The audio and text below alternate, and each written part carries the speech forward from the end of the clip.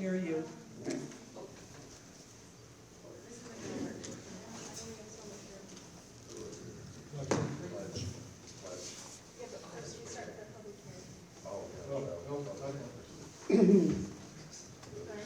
Following the agenda. We have our public hearing tonight. The Village of Romeo will be receiving $2,500 in community development block grant funds for the fiscal year 2022. Should that say 23? It started in 22. From the Macomb Urban County Program. Federal guidelines require that maximum priority be given to activities which primarily benefit low or moderate income families or which aid in the prevention of elimination of slums or blight.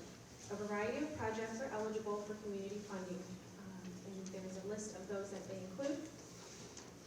Do we have anybody here tonight to speak on behalf of? Go ahead. I have a couple materials, if that's okay. Sure. Pass those down. Sure. Thank you. Is this on? Good evening, my name is Stacy Conti. I am the Community Outreach Coordinator at Interfaith Volunteer Caregivers.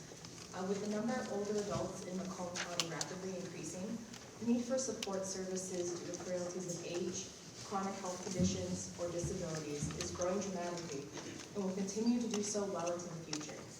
For 30 years, our organization has been providing free basic assistance to hundreds of low-income, frail, older, and physically challenged adults, helping them remain safely in their homes with the help of over 200 volunteers. Such assistance has been helping older and disabled adults with transportation, chores, respite breaks, errands, and loneliness. These opportunities provide fulfilling experiences for those who wish to volunteer, as well as support for those in need. The CDBG Safe at Home project of IVC is part of our larger chore and repair program for older and disabled adults. The project was developed to provide additional chore and repair services in communities that allocate funding for this purpose.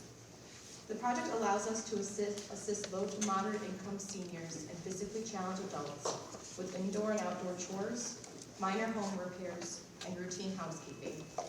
We identify individuals who cannot do these tasks on their own and with limited resources, and prioritize those with the greatest need. We are requesting the CDBG funds to increase the number of low-income citizens we can reach, to grow our program, as well as to coordinate the volunteers who do these services. In 2022, we were able to serve 470 clients, with almost 200 being served through the Safe at Home program. While we have been able to support a few residents of Romeo over the years, we would love to expand our support, including the Safe at Home project, further into this community. With funding received from Romeo for this current program year, we are working to offer this important support and service to Romeo residents. We hope for continued funding for the 2023 and 2024 program year so that we can continue to build momentum and offer the service to more of those in need into the future. The appreciation for the assistance is heartwarming from seniors such as a woman who we helped install a new toilet who did not have one that functioned, as well as another senior who we helped declutter her home and take donations to the Salvation Army. Other examples of help through this project may be replacing locks, washing windows, and installing smoke alarms. With the CDBG funding, this project can grow and assistance can be granted to a variety of lower income Romeo citizens and disabled adults. Thank you to the board, everyone here tonight for your consideration and for the funds granted to us in previous years from Romeo. Any dollar amount granted is greatly appreciated, and we hope to continue to partner with you going forward. If you know of any seniors who might need to utilize our services, feel free to go on our website, ivcinfo.org, or call our office. There's brochures in your packets with our number. And at this time, I'd be happy to answer any questions. Thank you so much. Thank you. Do we have anybody else here?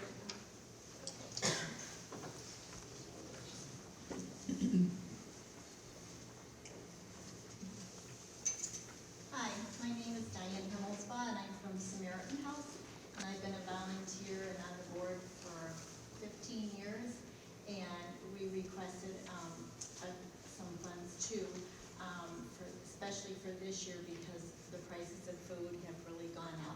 Utilities, everything is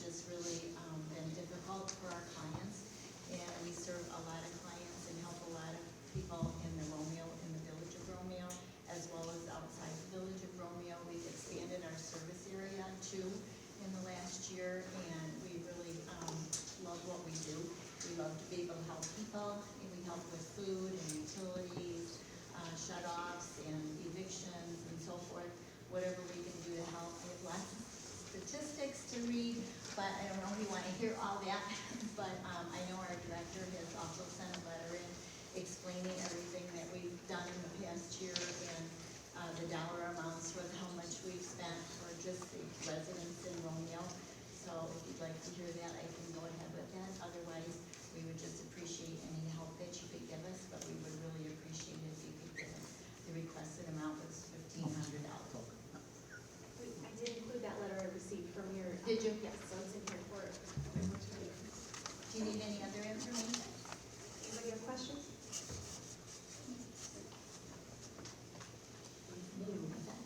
Yeah, thank you. Okay, thank you. And I thought I saw one more hand. Come on up.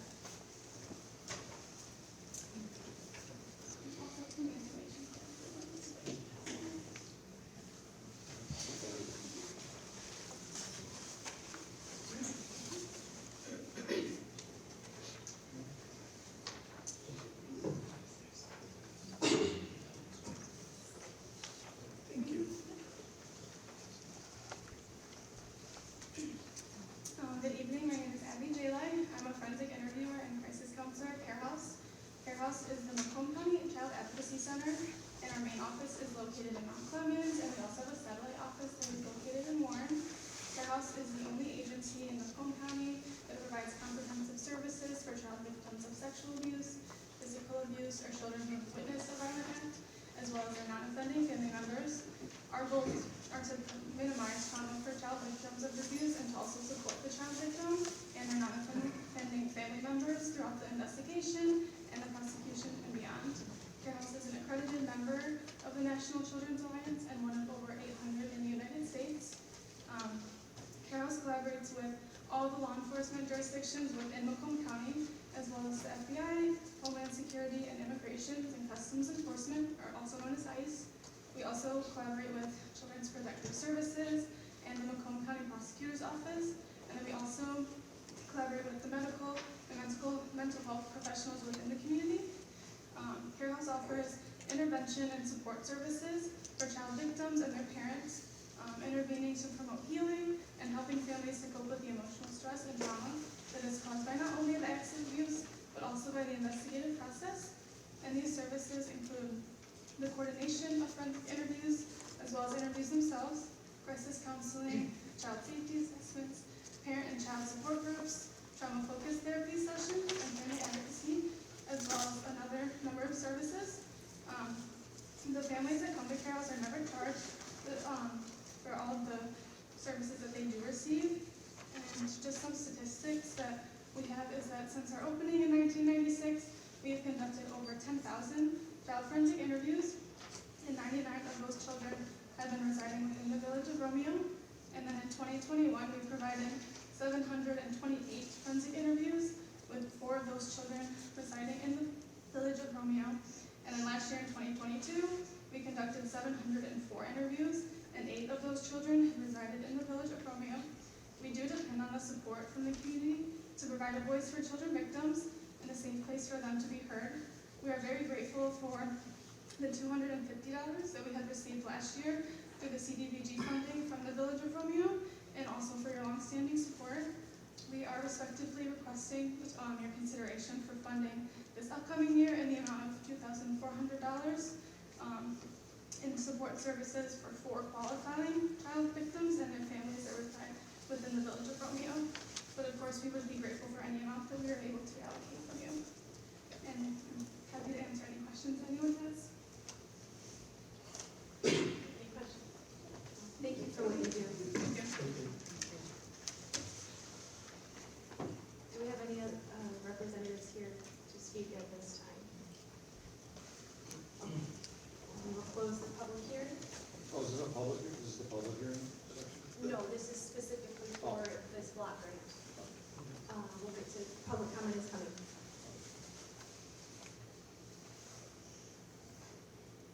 Okay, now we open our Board of Trustees regular meeting, and we do the call to order, or call to order. Roll call. Pledge allegiance.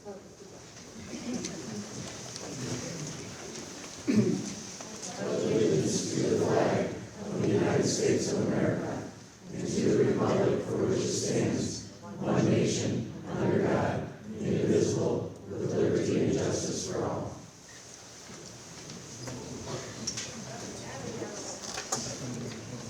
Bartholomew, Here.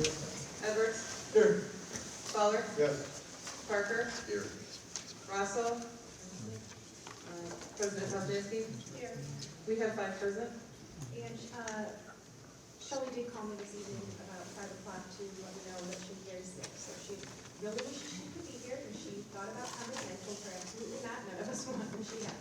So that is Shelley. Move into our consent agenda. We have our minutes, our special meeting minutes, closed session meeting minutes. So we have 3 sets of minutes. We have our council bills in the amount of $1,181,990.92, and then $43,979.36, and then our meeting agenda. Do we need to pull things out? I'd like to pull out the current agenda first, Okay. and just request that we could switch special presentations, so Purple Heart could go first, for time issues. Okay, so just swap our audit and our Purple Heart? Yes, please. Okay. And then I do have an addition request to our agenda here. You received, as part of the stuff on our table when we got here, a email from the DDA. They are requesting, I will just read it to us, per the attached, it has been requested that the Romeo Winterfest 2023 be added to the agenda under unfinished business for the village council meeting tonight at 7. And then you have the letter attached. So if we could put that in our unfinished business. It's F.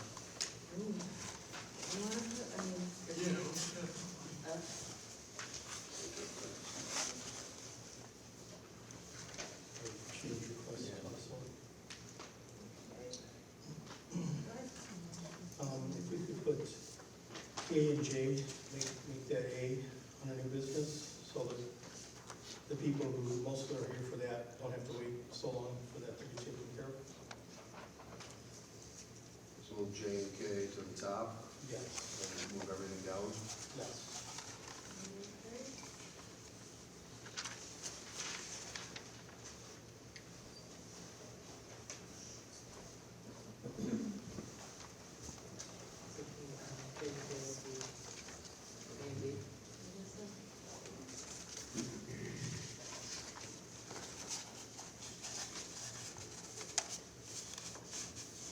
Anybody else for the agenda?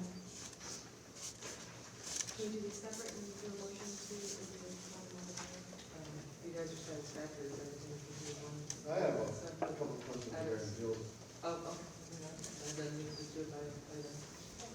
On the Bruce Township Fire Department, I see the 567,100. Is that the payment for the fire LS and the late payment fee too Yes, included?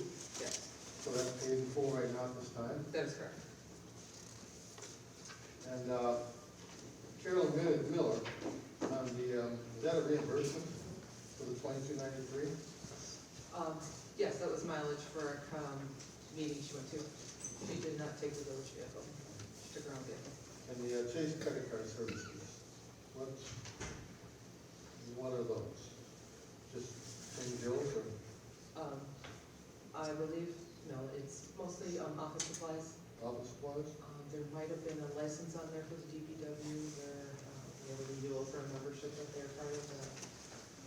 My deal, my Michigan, the name escapes me right now, but I know that was on there, paid online, and the rest was just office supplies.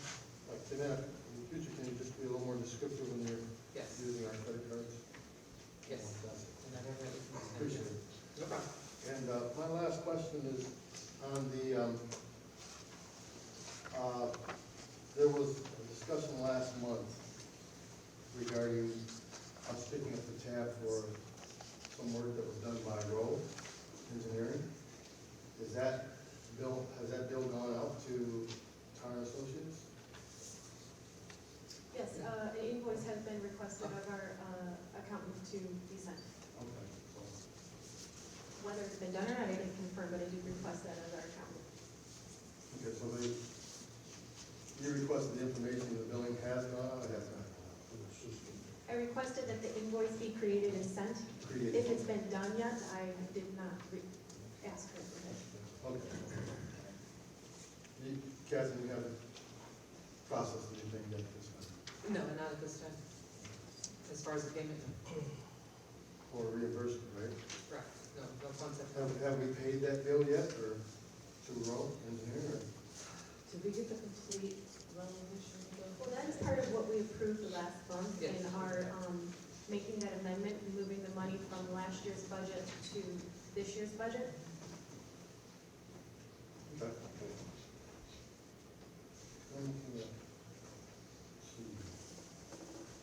And unfortunately, we continue to have things rolling in Okay, regarding, all right, I'm good. pretty much regarding all of the projects that are out, we continue to have ancillary things Unforeseen things that continuing keep to popping roll up, in. and you'll keep us posted on those unforeseen? Yes, yes. Because at this point, we are at our budget max, so anything that would need to continue to come out for any of those would need to be a request. That's what I was worried about, is where, Our sidewalk extension, we're at like 211 and we approved 215, or we're at 205, and we approved 211, something like very close. So there's a little bit extra in there to still fulfill of what we've already approved, but anything over that amount, and the other ones, would come back to the council. I know each one of our construction costs, there's a change in it, basically in place. Like from the Church Street property, there's a change order there to sidewalks and things. With the extension, part of what that was is they only quoted for, I'm gonna throw it out there, 4 inches of concrete, but Yeah. when they got there and saw the driveway and dug it out, it was, say, 6 inches. So then they needed extra concrete, it was cold, they needed extra additive, they needed all the different things it took to, Okay, I so the understand. specs weren't, Just watching our money. yes, All right, absolutely. Thanks. I had one question on that same, is the 2 charges to Able Tree, was that the stuff that we discussed like last fall?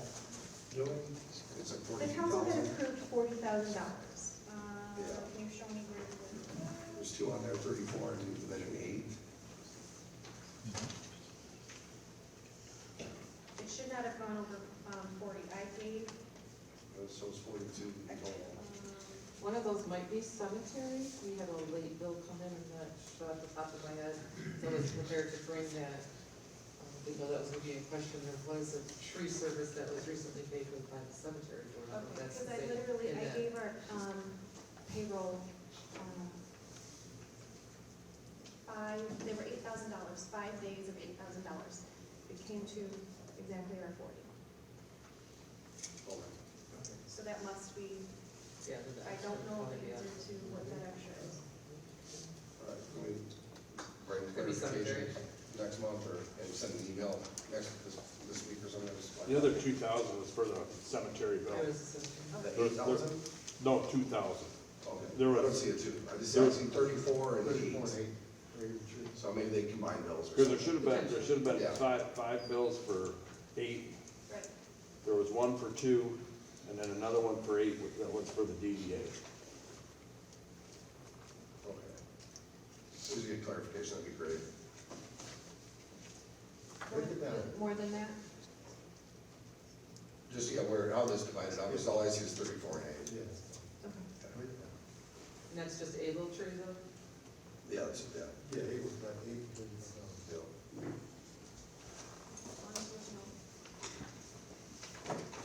Anything else on our consent? We've gone through the agenda and the bills, any other? Minutes from the 19th. Okay. 4th page, just, I think more clarifier, but just to clarify it.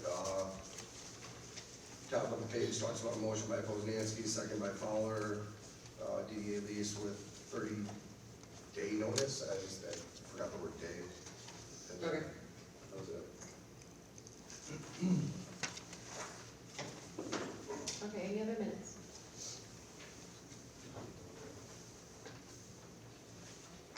I'm good. Okay, make sure you're close closed session meeting minutes do get back to Catherine, please, by the end of the meeting.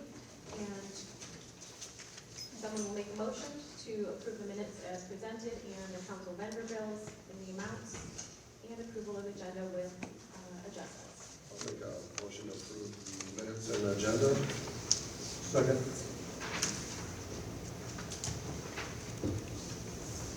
This is just agenda and minutes, you said? Bills? Yes. Including Bill? Oh, yeah, I gotta get that second right on that.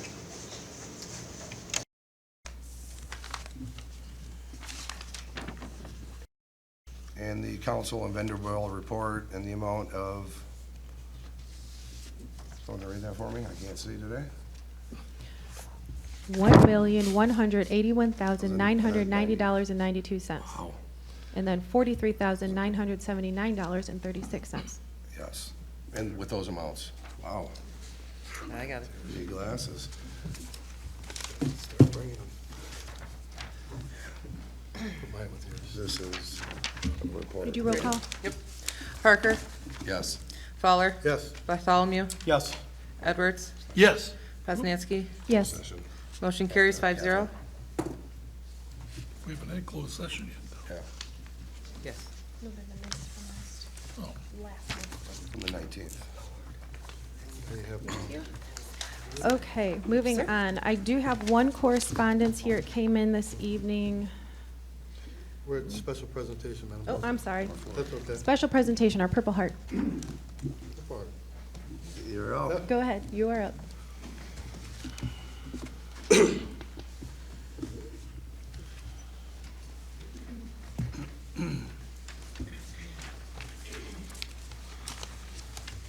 Good evening, I'm Susan Howard. I'm the Senior Vice President of the VFW Auxiliary at the Stryber-McVicker Post, just outside of town. We are here tonight to ask and follow up on a letter that I submitted in November to ask Romeo to become part of the Purple Heart Trail. There isn't much involved in this. You simply have to contact a local chapter and ask them to help you do a proclamation. That proclamation is then read into the minutes of a meeting here, and everybody is acknowledging then these veterans that gave all, or at least were injured, at the hands of the enemy in a conflict. I have with me tonight the commander of our post, Troy Kossel. He is wanting to speak also, but before he does, I just wanted to show you this. This is a list of how many places in Michigan are on the Purple Heart Trail. Now, I know from going to school here in the Romeo schools way back when, that Romeo is a community of heart. Wouldn't it be awesome if we could take that heart and put us on the Purple Heart Trail? For those of you who have never seen a Purple Heart, this is a Purple Heart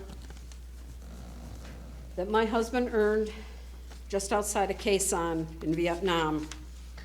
He was wounded on April 28th, 1969.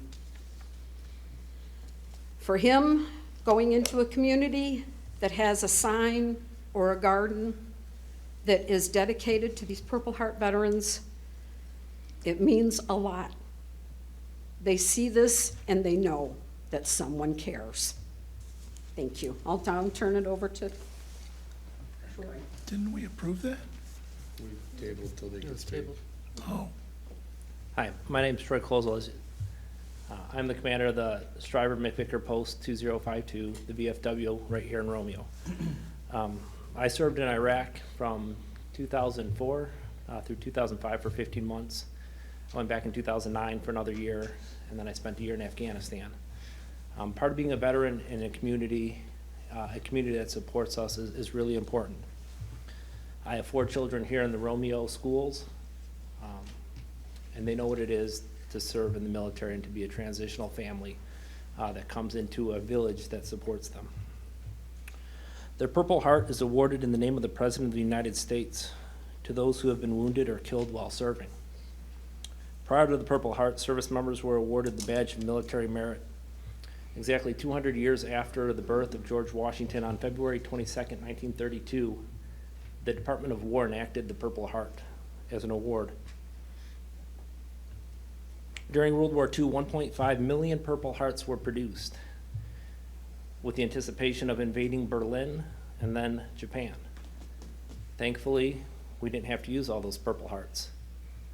To this day, the same Purple Hearts that are awarded to service members who served with me in Iraq and Afghanistan are the ones that were produced during World War II.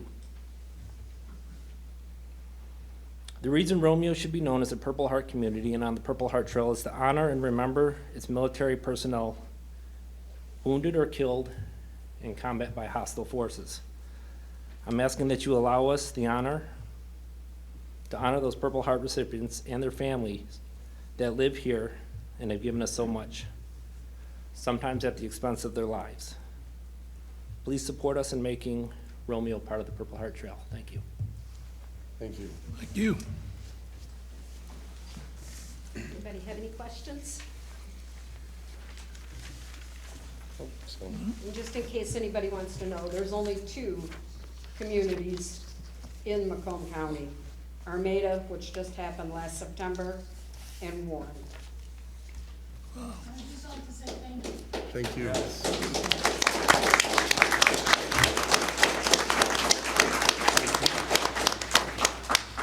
We just wanted to see you here. And we do have this on our agenda later in the evening to approve or to move forward if the board should choose. What do we need to do, Madam President? We're gonna, it's on the, later we'll, Okay. we'll make a motion to move forward or do we approve that? So they could be. Here's the list of chapters that are local. Okay, so we can follow up, okay. And there is a commander in the whole entire US that's in charge of the trail. Thank you so much. So next we have our audit presentation, and generally we would like to have our auditors here. It just didn't work out that they could make it. So we are trying to Zoom it. Hold on, I'm loading him up right now.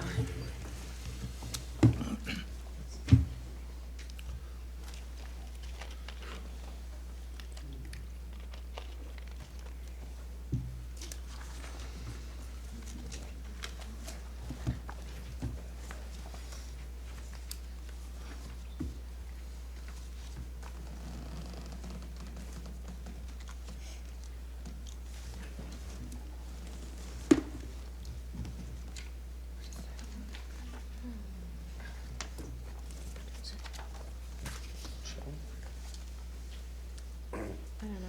Cool. I need to call in. What's his boss's name?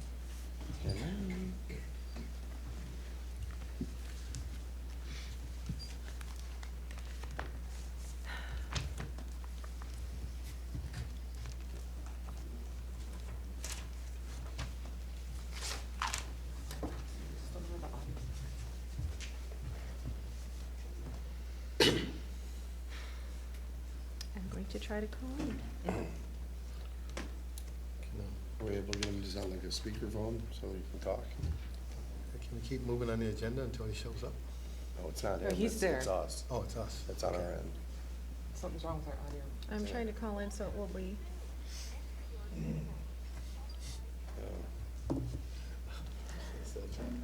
I'm just texting him right now, letting him know where we're at, getting in.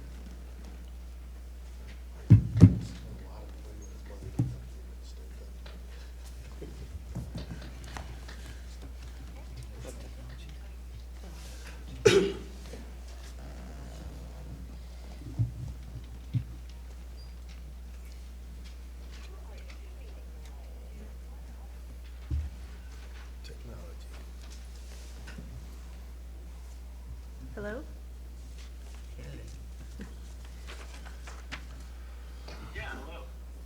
Is this gonna work, you guys?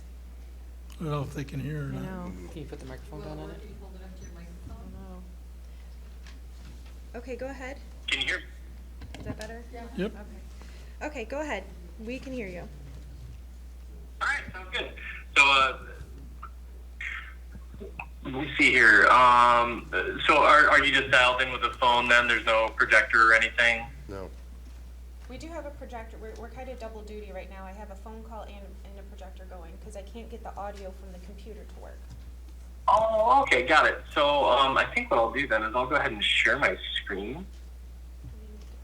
And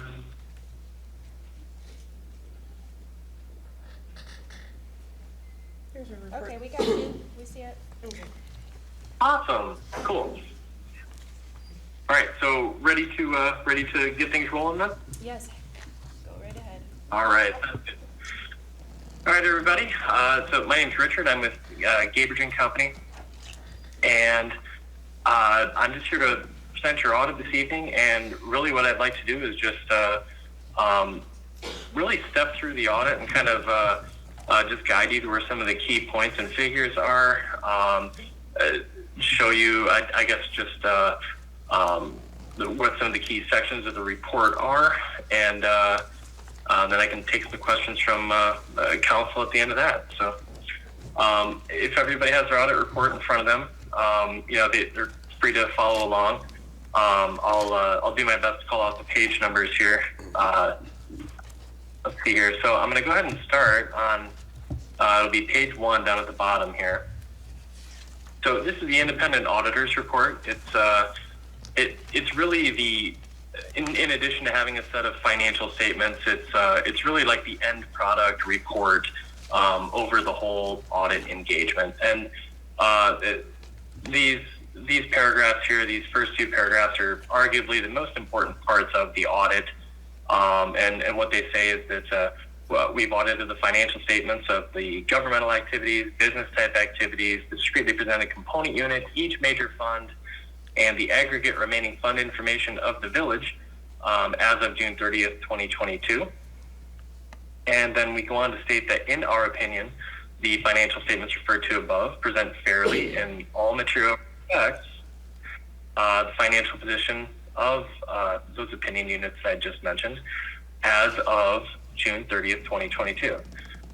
This used to be referred to as a clean opinion. It's now referred to as an unmodified opinion.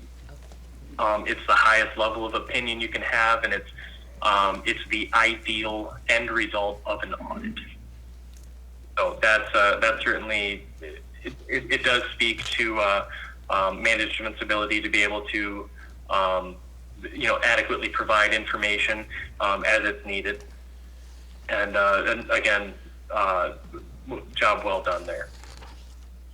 So as a part of this report, there's some required supplementary information that starts on page 5. And this is the management's discussion and analysis section. And also to council members, if at any point you'd like to stop and ask a question, you are more than welcome to chime in. So this management discussion and analysis section is really like a Cliff Notes version of the audit report. It does have a set of condensed financial information in it, but it does go through and it provides some narrative as to the reasons for some of the changes and also points out some of the key figures. So some of these financial highlights here, the assets and deferred outflows of the village exceeded liabilities and deferred inflows at the close of the most recent fiscal year end by $9,776,273. That amount is stated in the audit report as net position. Of that amount, a deficit of negative $2,821,616 represents the unrestricted net position.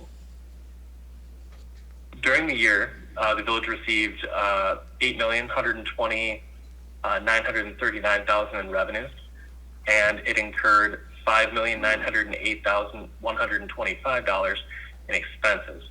And this resulted in an increase to net position of $2,212,814. Close of the current fiscal year, the village's governmental funds. So the governmental funds are the general fund, major streets, local streets, your ARPA fund, etc. Those funds recorded a combined fund balance of $6,212,814. $485. This was an increase of $918,679 in comparison with the previous year. Approximately 52.9% of that amount is available for spending at the government's discretion. That's the unassigned fund balance figure. At the end of the current fiscal year, unassigned fund balance for the general fund was $3,303,187, or approximately 96.1% of total general fund expenditures and transfers out. So what this section begins here with is just describing what sorts of financial statements you'll see in this report. It talks about the government-wide financials, where you'll see a statement of net position, a statement of activities. It goes on to talk about fund financial statements, which this will show financials a little bit more of what you're used to looking at, where you'll see the general fund, major streets, local streets presented discreetly. Same for your proprietary funds, water and sewer funds. Those are also presented in the basic financial statement section that will be coming up. So as I mentioned, there are condensed financial statements here. So beginning on page 8 of the audit report, zoom in a little bit here. What we're looking at here is a comparative statement of net position. So it's kind of like a balance sheet, except the difference here is that for the village's governmental activities, we're seeing things that you normally don't see when you're presented with financial statements at meetings. You're seeing these non-current assets, like the net capital assets, total leases receivable. You're seeing these deferred outflows related to pension and OPEB, as well as some of these liabilities, like your net pension liability and your net OPEB liability, that you can see here. And there's also deferred amounts related to those as well. These financial statements here, these statements of net position, these are on the full accrual basis of accounting. And what that means is the financials here are presented in the same sort of way that you would expect to see a for-profit business or a for-profit corporation present their financial statements. So these schedules here compare year over year, and one thing we also do as a part of, or one thing that also happens in these management's discussion and analysis sections is for any items where there's a significant variance year over year. So for instance, wondering why capital assets increased, from year to year. Some of those key amounts are actually explained later in this section. I won't go into those details now, but council can certainly check those at their leisure.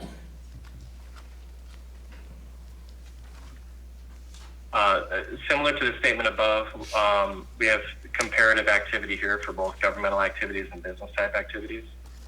And what we're seeing here is the statement of changes in net position. So this is where we're seeing our revenues and expenses. Again, this is at a full accrual level, so it's slightly different than what you're used to seeing.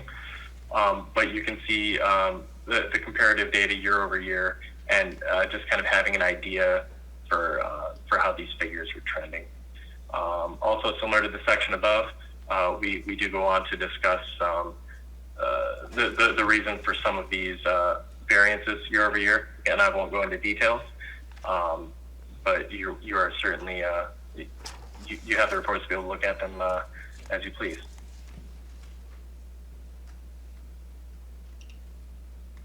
As mentioned earlier as well, the governmental funds, we discussed some of the same type of information, variances year over year for the governmental funds in this section as well. Graphics can be very useful at times. On page 11, we can see that at the full accrual level, you can see here in this graphic how the government, for the governmental activities, how these how your revenues are broken out. So approximately 47% of your revenues are related to taxes, 31% for unrestricted state sources, so that's going to be various LCSA monies as well as state revenue sharing. You had about 17% coming from grants and other contributions, and then charges for services encompassing about 5%. Taking a look at governmental activities expenses, you can see, and no different from many similar communities, public safety is your number one expense, followed by public works and general government, plus the remaining functions taking up approximately 3%. We go on to point out a few budgetary highlights for the village. Another portion of required supplementary information is to make some notes on the budget, and very happy to report that the village had no expenditures in excess of the amount appropriated during the year ended June 30, 2022. So that's certainly worth a pat on the back for management. Definitely shows that you all have your get your finger on the pulse of the operations of the village. And that really wraps up the MD&A section, management's discussion and analysis. Now, the actual financial statements of the village begin here on page 14. So these are all single year. These first two statements are really just a little bit more elaborate versions of what we just looked at in the management's discussion and analysis section, except we're only looking at a singular year. Again, this is full accrual accounting, similar to a for-profit business. We're seeing those amounts for pensions and OPEB in here under deferred amounts as well as these liability amounts here. And it looks like with this negative unrestricted net position, it looks like that's entirely engrossed here in these net pension and net OPEB liabilities. Again, this statement, we just looked at statement of activities. It's just broken out a little bit differently. Provides a little bit better visual in terms of showing which governmental activity was receiving, operating grants and things like that. You also get some data here regarding the wastewater and water fund. So, governmental balance sheet here, page 16. This is really going to be more of a reflection of what council is going to be used to looking at. The cash and cash equivalents. This is just this is the aggregated amount of all of the cash for the general fund. Same for ARPA, the sum of all the other funds as well. So if you're used to seeing multiple line items for things like your receivables, your prepaids, accounts payable, here in these statements, everything is just condensed down into one.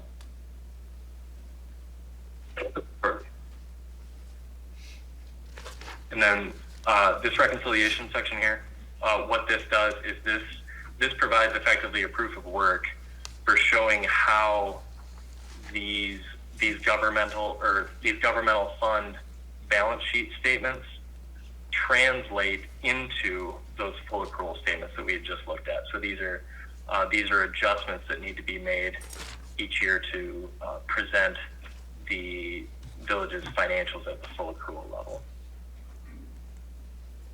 On to page 18, revenues and expenditures. We're seeing very similar data as what we saw previously. However, there's some different revenue recognition requirements, so the figures won't quite line up with those previous statements. We can see, again, the only major funds for governmental activities this year were the general fund and the ARPA fund for governmental activities. And there's a similar reconciliation statement that provides proof of work for showing the governmental activities and how that can back into this governmental statement of revenues, expenditures, and changes in fund balance.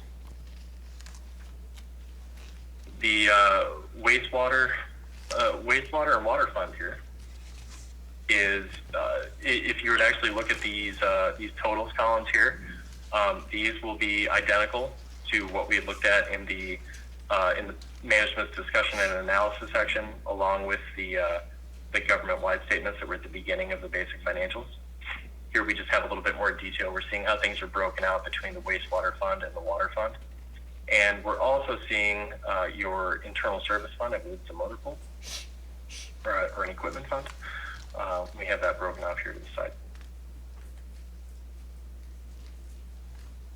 Statement of cash flows as well. If you'd like to get an idea of your cash needs, these statements can be useful. You can see for your proprietary funds where the cash is moving and why. Okay. So, almost done, I promise. Page 27 is where we're going to start the footnotes of the financial statements. Just going to give you a quick tour here.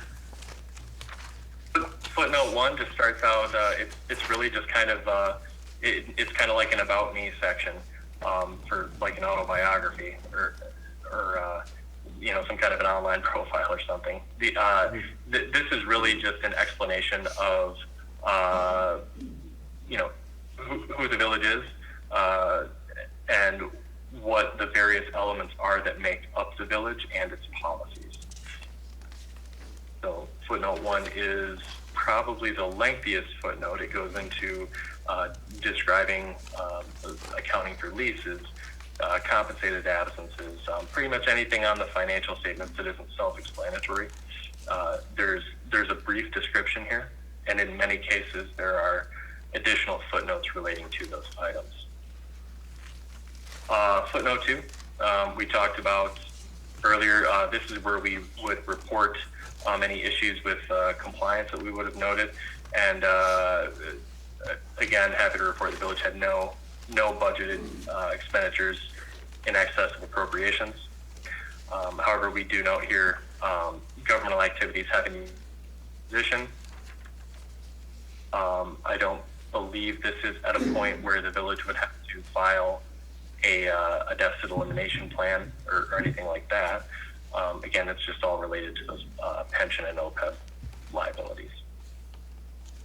If you want any details on cash and cash equivalents, note 3, you can take a look. I can give you an idea of what the village's insured or FDIC coverage was for the year. If there were any investments, discussing the fair value of those investments here. Footnote 4 just kind of breaks down the interfund transactions and shows which funds were transferring money in and out of to other funds. For anyone interested in seeing the flow of capital assets, note 5. It shows the beginning balance of all the villages, in this instance, governmental activities, beginning balances of assets and related accumulated depreciation. And we show the additions and disposals to those through the year for both governmental activities and then also for business type activities. And that's right, you have a DDA, and we're also showing the same figures for your DDA, showing what your beginning balances of capital assets were. And in this instance, there were no additions, it was just recording depreciation for the year for the DDA. Shows a breakdown here of depreciation expense. So for governmental activities, showing how those depreciation expenses broke down for the year. Note 6 covering long-term indebtedness. So the village doesn't have much debt by way of governmental activities. It's like you have a commercial lease agreement for a leaf collector and 2021 interceptor purchase agreement. And we can go down here and we can see, very similar to how we just looked at capital assets, we've got the same type of graph here for showing how the debt has resolved throughout the year. So no additions to debt here, just showing those reductions in principal payments here.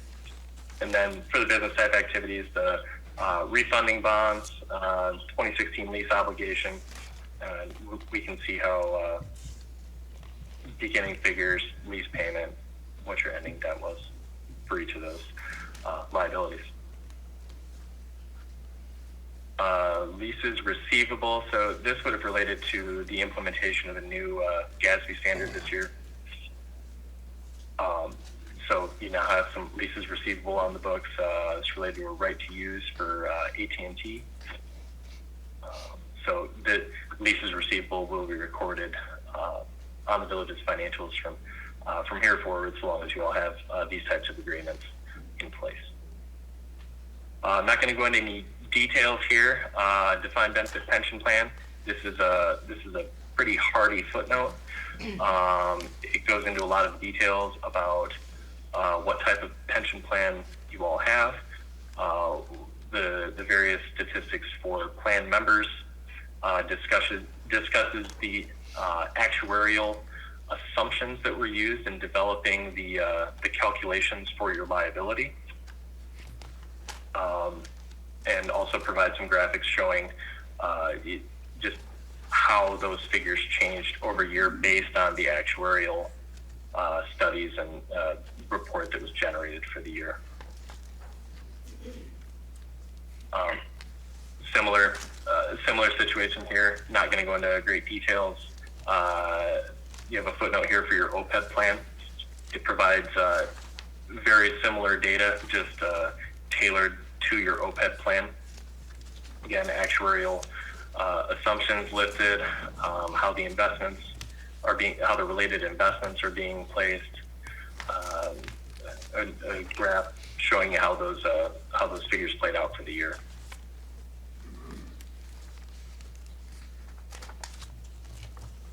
There are a few other footnotes: water purchase agreements, principal taxpayer,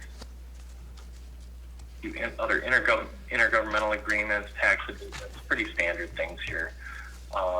Nice breakdown of your fund balance in case you were curious. Okay, well, if I have this unrestricted fund balance, then where are my restricted fund balances and where do they lie? Well, that's what this footnote can break out for you. Okay, we mentioned budgets earlier. If you wanted a little bit of a detail on the budget, starting at page 56, you can see all those budget variances here by each of your departments that are listed out. Again, there were no variances there. Same for your ARPA fund. There were no variances. Further, in the required supplementary information, we do have some pension schedules that are in here. These schedules, eventually they'll run on it'll be a 10-year layout that you'll see here. These can be very useful for just kind of getting an idea of how your pension is trending for the most part. And we can see here, we had a couple of rough market years along with some actuarial changes. Then it looks like the funded percentage is getting back up for you all, so getting back into that territory that you need to be in. Same thing for OPEB.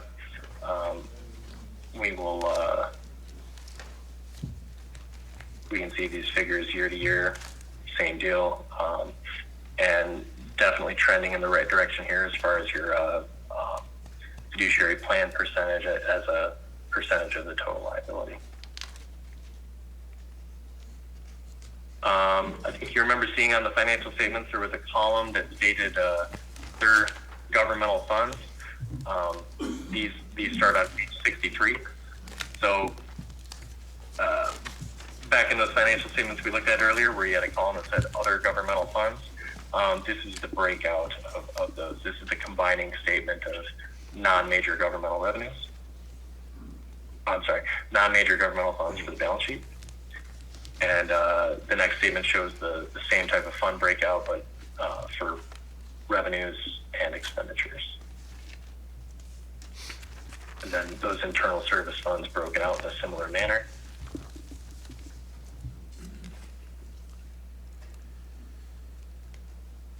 And some supplementary DDA statements as well. Very last thing, goes back to page 1. it's just our letter to governance. So if there were anything glaring that we would notice in the report, we would have that back here in this letter to governance. And happy to say that there was nothing we felt that was mention worthy here in this report to council. So that's all I have for you. If anyone has any questions, I'd be happy to address those now. Okay, does anybody have any questions? Any council? It doesn't seem that we have any questions. Okay. All right. Very good. I guess we are on. Thanks for having me. And if you do have any questions, you're welcome to reach out. Thank you for your time and meeting with us tonight, and I am going to hang up. We will, Yep, we're if we good. have questions, we'll be in contact. Okay. Nope. Bye-bye. All clear. Okay, That doesn't want to make everyone more involved. wake up. Yeah.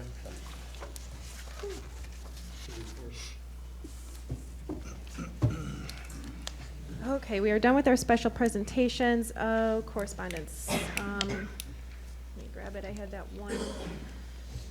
You can see it.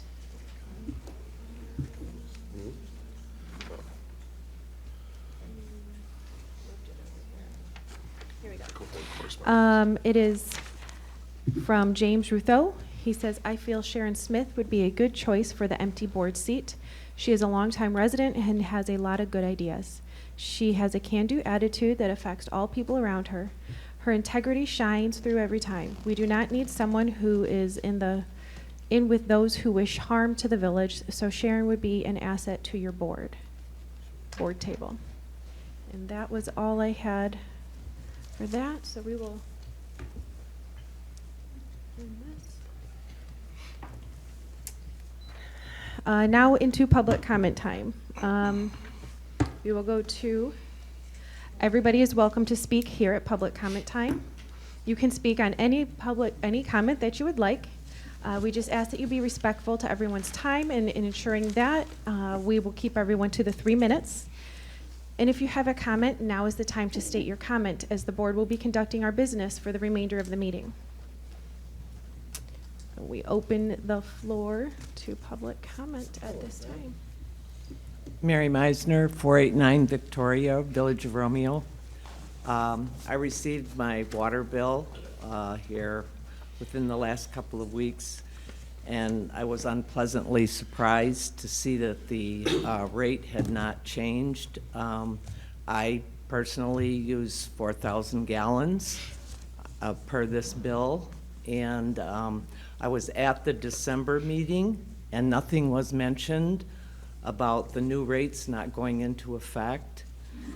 I don't know where the transparency is.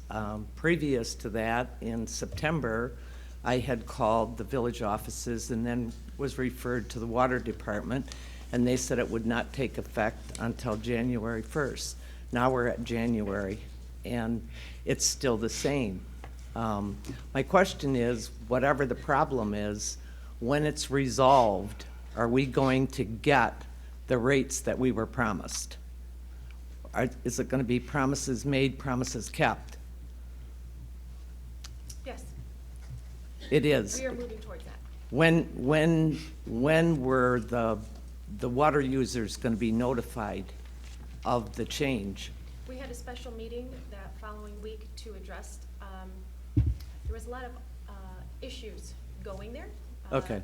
The staff, nothing was basically ready. So we had to pause it, and at that special meeting, we paused it for a couple cycles. We are working on it. So it still is going to be 2 more cycles, and then we're going to be credited, right? The users with the 10,000, less than 10,000, we're going to be credited, right? Until then, rates are as They are as is, but when we finally get this resolved, are we going to be credited? No, not that I'm aware of.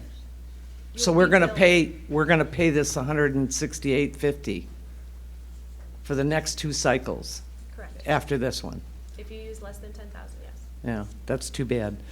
Anyway, The other question that I wanted to know is there any update on the negotiations with Parks and Rec lease of the community center? We haven't heard anything. I go to all the Parks and Rec meetings and have heard nothing.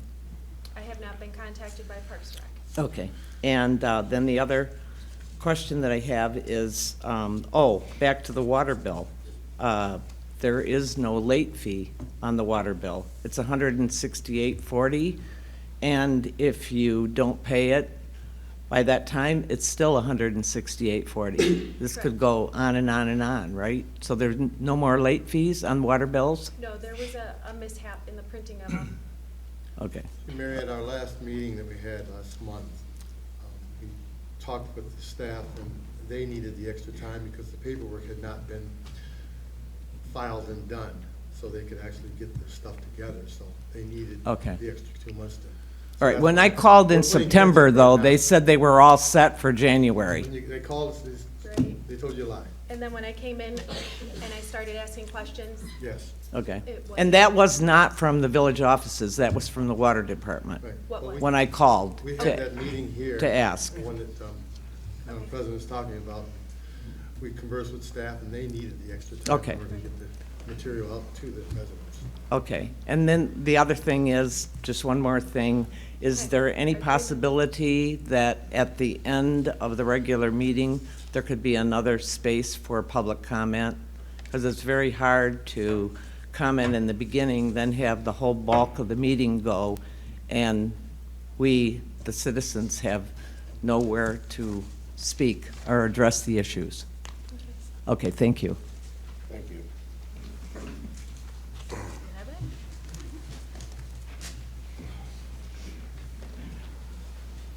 All right, I'll try to make this quick. I'd like to personally introduce myself to the board. My name is Paul Bowers. I live in Romeo. I've lived here for the last 44 years. I've attended Indian Hills, Romeo Middle School, and graduated from Romeo High School. My 3 children still attend Romeo schools. My wife grew up in the Romeo area and graduated from Romeo High School also. Her family owns a bicentennial farm and has been farming in the Romeo area since 1835. Needless to say, our family roots are deep in the community. I hope my DDA application has found you guys well, and you guys will consider me for one of the current vacant DDA board seats. I've been very blessed to work hard and build a successful company over the last 25 years. I've decided to put my hard-earned money back into the community I love, and recently purchased the Locks Cleaners building and the adjacent Romeo Observer building with ideas of future development.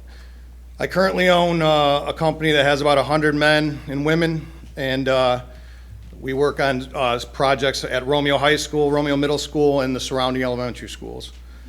I feel my organizational skills, leadership, and experience will add value, accountability to the DDA board and the businesses it represents. Growing up in Romeo taught me many things, none more important than to speak up when you feel like you have something worth saying, defend in what you believe in, take pride in your roots and your history, put your money where your mouth is, and always treat people with good old-fashioned respect, compassion, and professionalism. Being from Romeo, I understand what it means to be a bulldog, what it means to be part of a community, and why this village and our village is special, it's unique, and it's worth investing in. And I hope that you guys give me the opportunity to join the board and continue that bulldog spirit. Thank you. Thank you. Thank you, Paul.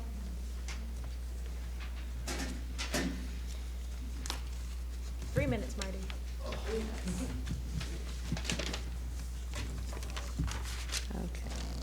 Good evening. My name is Marty Hutnick, 231 East St. Clair Street. I am just one of the local restaurant owners in the village of Romeo. We are under tremendous pressure due to economic circumstances and the unknown future. We are just now exiting COVID years when we all struggled to stay open, and we are very unsure of our future. We are so thankful for the DDA creating the second annual Winterfest 2023, which affords us the opportunity to keep our doors open during what is traditionally the slowest economic months of every year. To keep our businesses sustainable during these challenging economic times, We respectfully request that the permits with the food vendors be canceled. We are the brick and mortar foundation in the Village of Romeo and would like to continue to serve our community and guests for this event. We have felt so supported over the last year by the DDA and their staff for our business, but as the restaurants of the Village of Romeo, we are looking forward to collaborating even more for future events with the DDA. On the bottom of the letter that you were all given, we personally approached all the restaurants from Newberry down to Washington. There are 15 local restaurants, and not one of us are happy about the food trucks being parked in front of our businesses on Main Street. Any questions? How can we resolve this?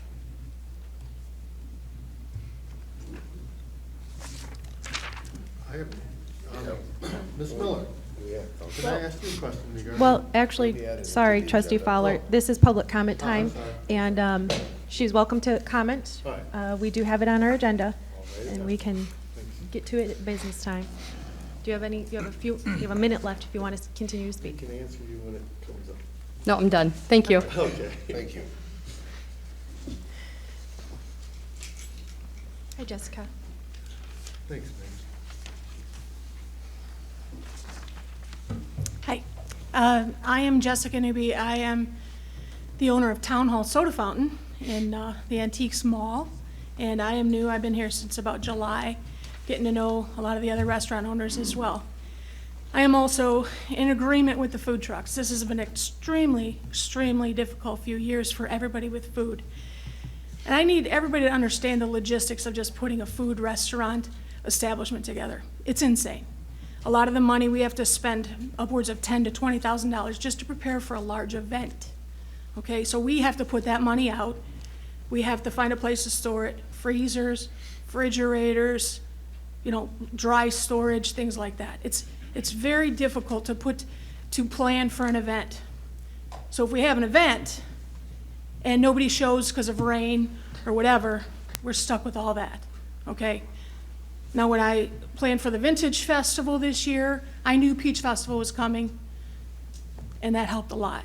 But we don't have that opportunity this year, and everybody is pulling back. We are not getting the numbers we're supposed to be getting in the restaurants or in the food and drink areas. And I really, really need you guys to understand that this has been a difficult year for everybody, and we need your support. I know that these restaurants and businesses have put together or have been there for all of us through all of COVID in the last few years. They were serving when nobody else would. So I'd really like to support them and at least for this particular event, take care of the food trucks, and then maybe discuss in the future a policy, a really strong, interesting policy where everybody comes together and talks and says, what do we want for Romeo? That's what I'd really like to see. Thank you. Thank you. Thanks, Jessica. Good evening, Kelly Stevens, 222 Prospect. I'm here this evening to express my desire to continue servicing the DDA.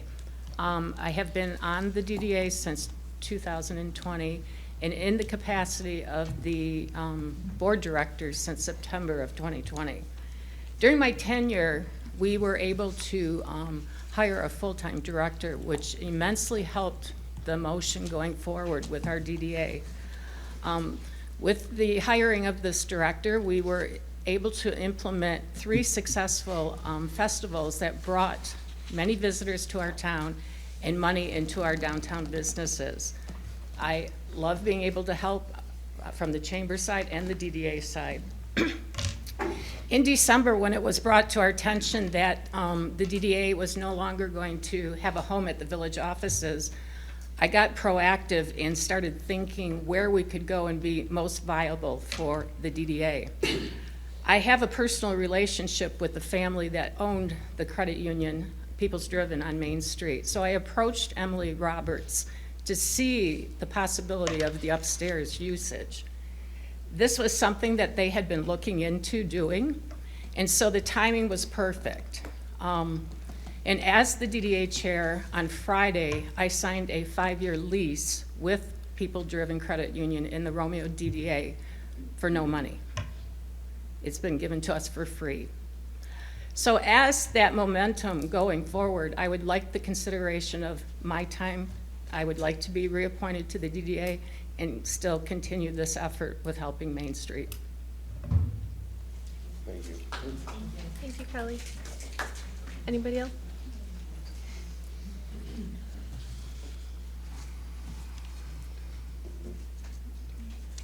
Hello. 3 minutes, Debbie. 3 minutes. I'll be quick. Debbie Martone, I live at 414 North Bailey, 31 years this month. Earlier this month, I sent a letter to the village president conveying my desire to be appointed to the open seat on the Romeo Cemetery Board. In my letter, I expressed my personal attachment to the cemetery, as my parents, grandparents, extended relatives, and friends are buried there. It is no secret that I spend a lot of time visiting and maintaining their graves on a regular basis. In the past, I have publicly expressed my concerns about conditions at the cemetery at times, and thankfully those concerns were addressed. After I was called to task to get more involved directly, I gladly accepted, and that is why I'm here tonight.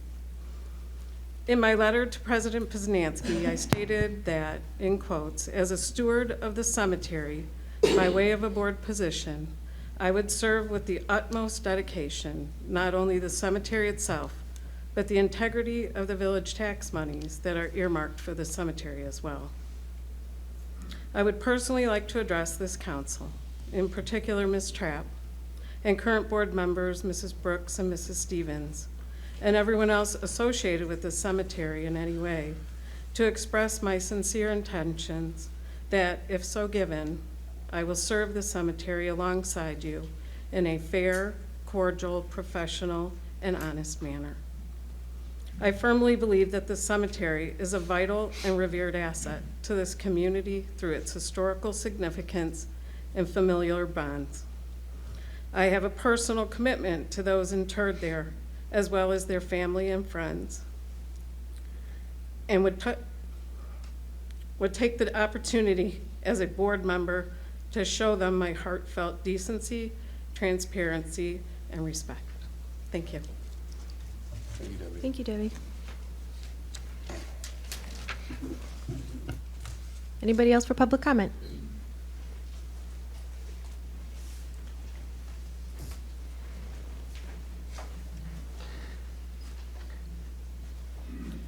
Good evening, everyone. First of all, I wanted to get up and speak because my understanding is we're not going to address issues after the agenda continues on. If that's correct, then I'll have to speak before you now, I guess. First of all, I'm John Rose. I do own Main Street Coffee House. Thank you, Kelly, regarding the DDA office and what you've done to secure what we've now found out. Unfortunately, I haven't myself personally been able to get up there and see it myself, but I hear it is wonderful. It's in great shape, right, Elizabeth? I want to mention kind of what my trick is. My trick is I'm a DDA board member. I'm also a business owner.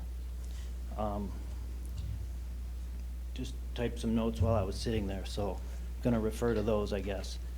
So that's my issues, that I'm on a board. I'm also a business member, so I do have a couple different concerns here. I want to address the upcoming Winterfest and specifically food trucks. As of last night, I was informed of and given a copy of a letter that went to the DDA board and that there was a gathering of some restaurant owners, so I want to give my 2 cents. I want to point out, as a board member, we want nothing but a successful event. I don't think anybody's looking to put anything in, start a fire, which is going to lead to unsuccessful event. That doesn't help any of us. There's also, I want to make sure, especially residents realize, I don't see this as any Elizabeth bashing. That's not what's going on. I personally have nothing bad to say about what Elizabeth is doing and has done, One more minute. and has got a lot to contribute. I'll just have to briefly say, I don't know if this board can do anything. Our problem as a DDA, we've had some communication issues, some office issues, so we haven't really been able to resolve a couple things. This is one of them. We've got no meetings scheduled before now in Winterfest. So I don't know if anything can be resolved here, but this is what we're asking. Now, as a business owner, events, in my eyes, and I believe the DDA mission, exist to get people in our doors. Anything that leaves people out in the street or doesn't give the opportunity for people or the reason for people to come in our doors is a deterrent. That's really what I see as the big issue of these food trucks. Why come in our doors as a restaurant if I've already gotten what I need outside? That is your time. Thank you. So with that, I close. Thank you, John. Thank you, John. The floor for public comment. Welcome, Lisa. Hi, my name is Lisa Hall. I am a current Planning Commission member, and I have sent President Poznanski my letter asking to be reappointed to the Planning Commission. I did notice that the village planner is on the agenda for this evening, and just from the perspective of being on the Planning Commission, doing this as part of my everyday job, I cannot express to you enough how important it is for us to have a planner. They give us guidance. They have the time to look through the zoning ordinance. They know, does this meet, does this not meet the expectations and the conditions and what we need to have. We've had one for the last 4 years. We've been very lucky to have him. He's very knowledgeable. I never felt uncomfortable with any of his recommendations. But we have a new master plan. And that master plan needs to match, our zoning ordinance needs to work with that master plan. And at this point in time, we have a brand new document here and we have a document here that's 22 years old. This isn't going to work with this. And we need to look at amending this to make it work with this for the new businesses that do want to come into town and for the, and to make it all work and be beneficial to everybody. So I'd just like you to please consider the village planner, make it something very important, because it is really important to us because we've got new property, we've got, and people are gonna come. I mean, we've got, new businesses at 32 and Powell. So it is important to have someone that can give us recommendations and can help us with the wording to make this work. So, thank you very much. Thank you, Lisa. Public comment. Hi, good evening. Elizabeth Miller. I live on Chandler Street. I'm here tonight on behalf of my husband. He wasn't able to be here tonight. And I'm aware that he wrote each and every one of you individually on his desire to be reappointed to the tree board. And he addressed each of the quadrants that you live in and talked about his plans to improve each of your streets. Before I read his letter, I just want to give you a little background on him. It's not much, but just no one likes to toot their own horn, but so I'll do it for him. He is a retired active duty Marine of 22 years, a dedicated resident for the last 16 years along with me, an avid garden with me and my crazy ideas. We've planted 15 trees in our yard alone and replaced a couple that came over in the winds a few years ago. His letter addressed on January 9th to President Poznanski says this. This is my letter of interest in being reappointed to the Romeo Tree Board. I appreciate your consideration. I have served as president of the Romeo Tree Board for the last 4 years. During that time, I have led the team to accomplish the following: planted 20 large mature trees in public spaces in the last 2 years, all with donated money. Number 2, built a large following on social media that serves to educate the public on the tree board mission. earned Romeo the distinction of Tree City USA, a nationally recognized achievement awarded to communities by the Arbor Day Foundation. Established a tree donation program that's never been done before. Developed a long-range plan to ensure trees are evenly planted in all 4 quadrants of the village. Worked with the Michigan State University Extension Office and the county to develop a plan to combat infestation and defoliation of our trees in Romeo from the sponging moth. I would like to continue serving the residents of the village in this role and hope to help Romeo stay beautiful with tree-lined streets and a healthy urban forest. And I look forward to understanding the goals of your administration for trees in public space and hope to work with you to accomplish these goals. Sincerely, David Miller. He didn't just serve the last 4 years. He's been on the board for, I believe, 8 to 10 years. So he's been on the board for quite a long time. And I just ask that you would consider reappointing him to the tree board so he can continue to serve this community as a volunteer. Thank you. Anybody else for public comment? Okay, we will close the floor to public comment. As we go forward, I have provided, our packets were large this month, in the hope that you would have, the board would have all the information that we need to make our decisions going forward in our business.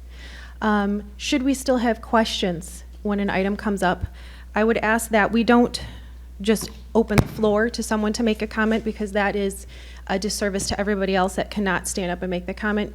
If the board has a question and we can come up with a question that we could address the person in the room, they can address that question the board would like to ask. But here going forward, let's continue with our business. I'm sorry, I don't know. Okay. Whew, our officer reports.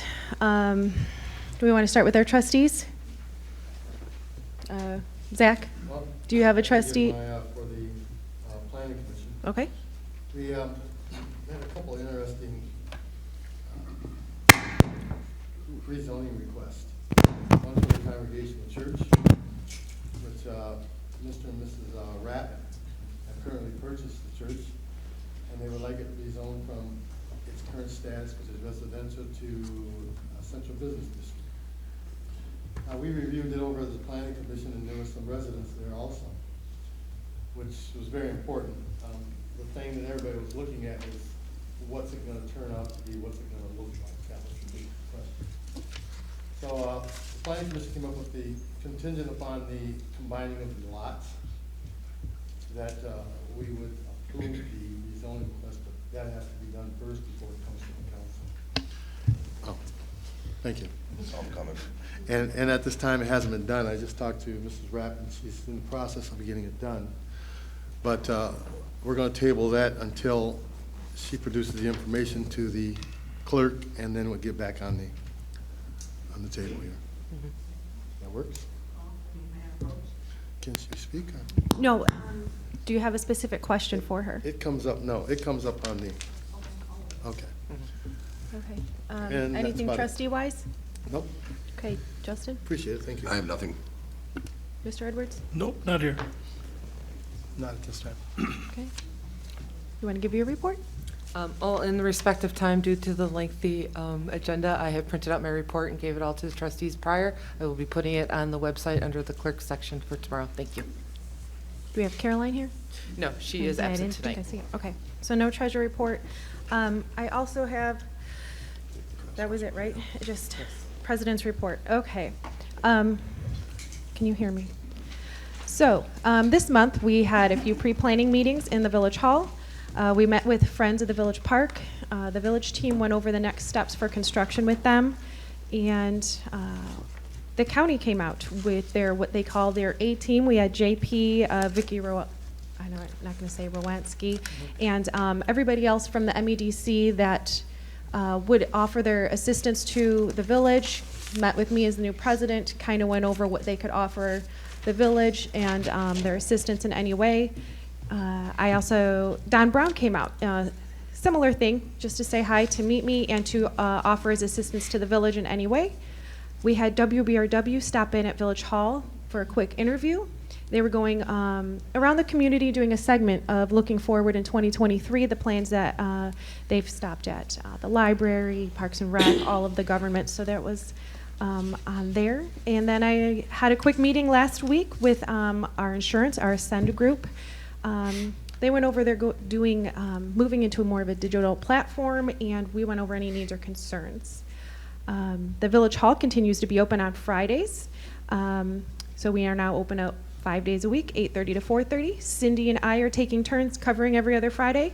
So we are there and ready to take your water bills. And speaking of water bills, Marriott, this will address that, is the late fee was not calculated on your water bill. This, however, does not mean that the late fees are waived. The bill does state there a couple times that a 10% late fee is applied. So if it is after the date, do you know the date offhand?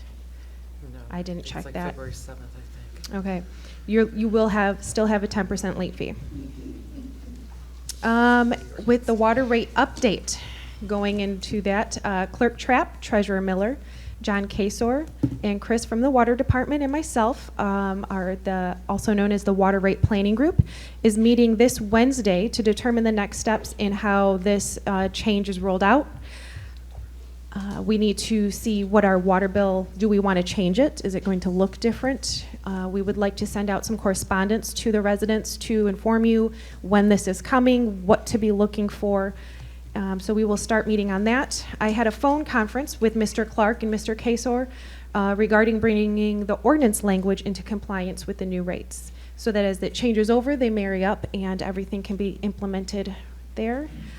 We will be bringing, as Mark gets that ordinance updated, we'll be bringing that changes to the council, hoping for next month here. In the DDA, we have 2 new businesses that had grand openings this weekend. So wanted to say congratulations and welcome to JL Smokehouse and Kind Beauty Company. Also, the DDA has acquired a new lease for their office on Main Street at the People Driven Credit Union upstairs. This is going to just enhance their continued success.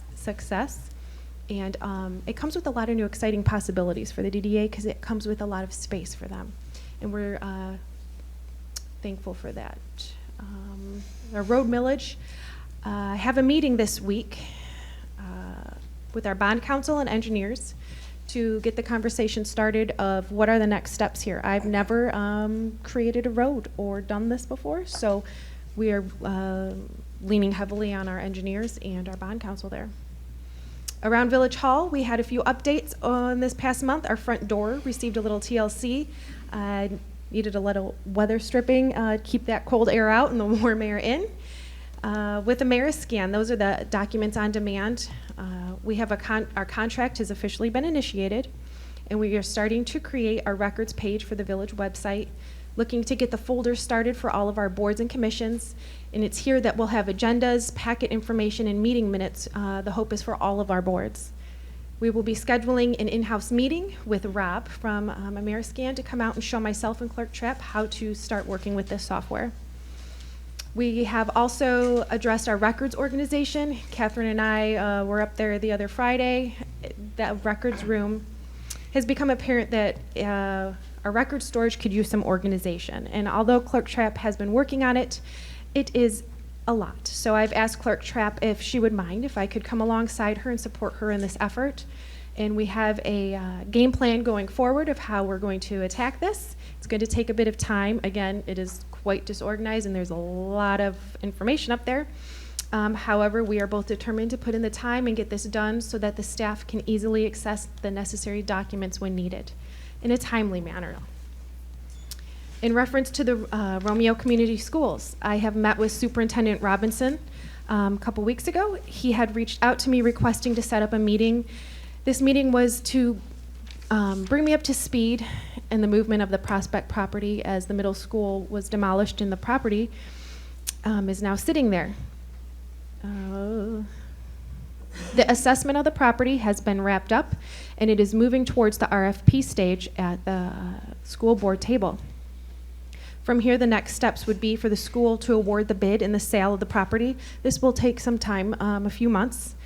At this time, the RCS Romeo Community Schools understands and respects that this parcel is zoned as R1 single family, and it is being marketed as such.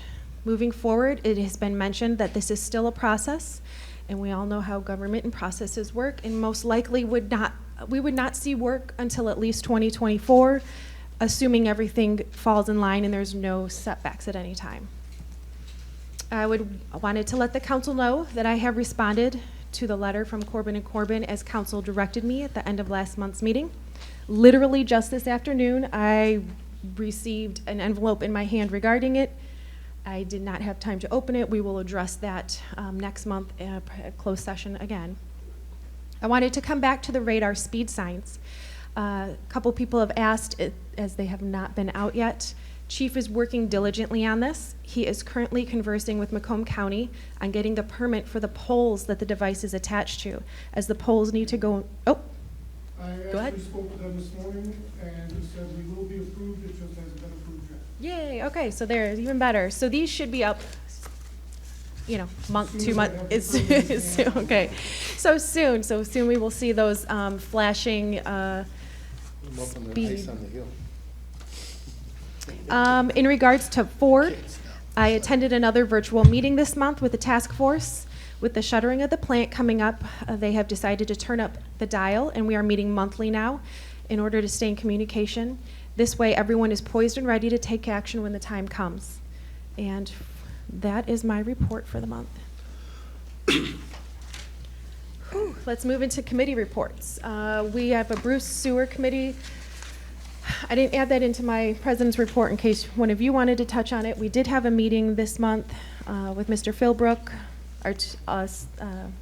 Trustee Parker, Edwards. I got the next one. Have at it. I've talked. Well, we just discussed with Mr. Philbrook the possibility of moving forward with some of the additional gallons that they wanted for use in the wastewater treatment plant. So we kind of gave them the approval on that too, didn't we? We offered, he had quite a few questions, as his counsel did. We explained the answers to him as to why we were asking what we were asking for those gallons. True, and then there was also a big discussion on the fees that they were looking to, that we were looking to charge them. They wanted a lot of, they were willing to pay for their additional usage, but didn't want to pay for the bricks and mortar that came along with that additional usage. So the village residents had paid X number of dollars for usage of that capacity, and here they want to take some percentage of that. Well, they should pay for some percentage of what our village residents had put in for that. So we're not going to be financially supporting Bruce Township from that standpoint. And I think it took them a while to understand that. We had to repeat that about 3 or 4 times. So he's going to take that back to the board and explain it to his own board, and hopefully we should get a positive result soon. Right, because we are willing to work with Bruce. Yes. But we cannot subsidize. We will not use your tax dollars to subsidize. To subsidize their usage. So that's where we stand with that. We are waiting to hear back. Do you have anything to add, Justin? No, that covered it. Nope. Okay. We Sure, had on here sure, the man. creation, we created that crosswalk project subcommittee.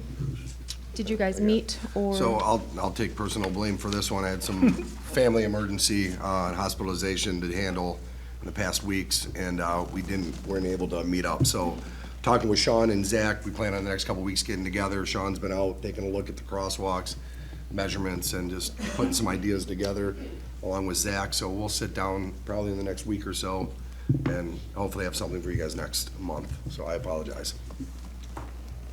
Okay, sounds good. Let's move into our unfinished business. We have our Lions Alley vacate request. This is coming back at us. Hopefully we can make a decision one way or the other tonight. I included for you a letter from Mr. Andrew Hale, and then the resolution provided by Clerk Trapp. Do we have any questions, comments, or a motion? I noticed in here that Mr. Hale indicated that you guys will not be selling the property at all. Guarantees staying as it is. We can all trust that you guys are gonna keep your word, not abandon us.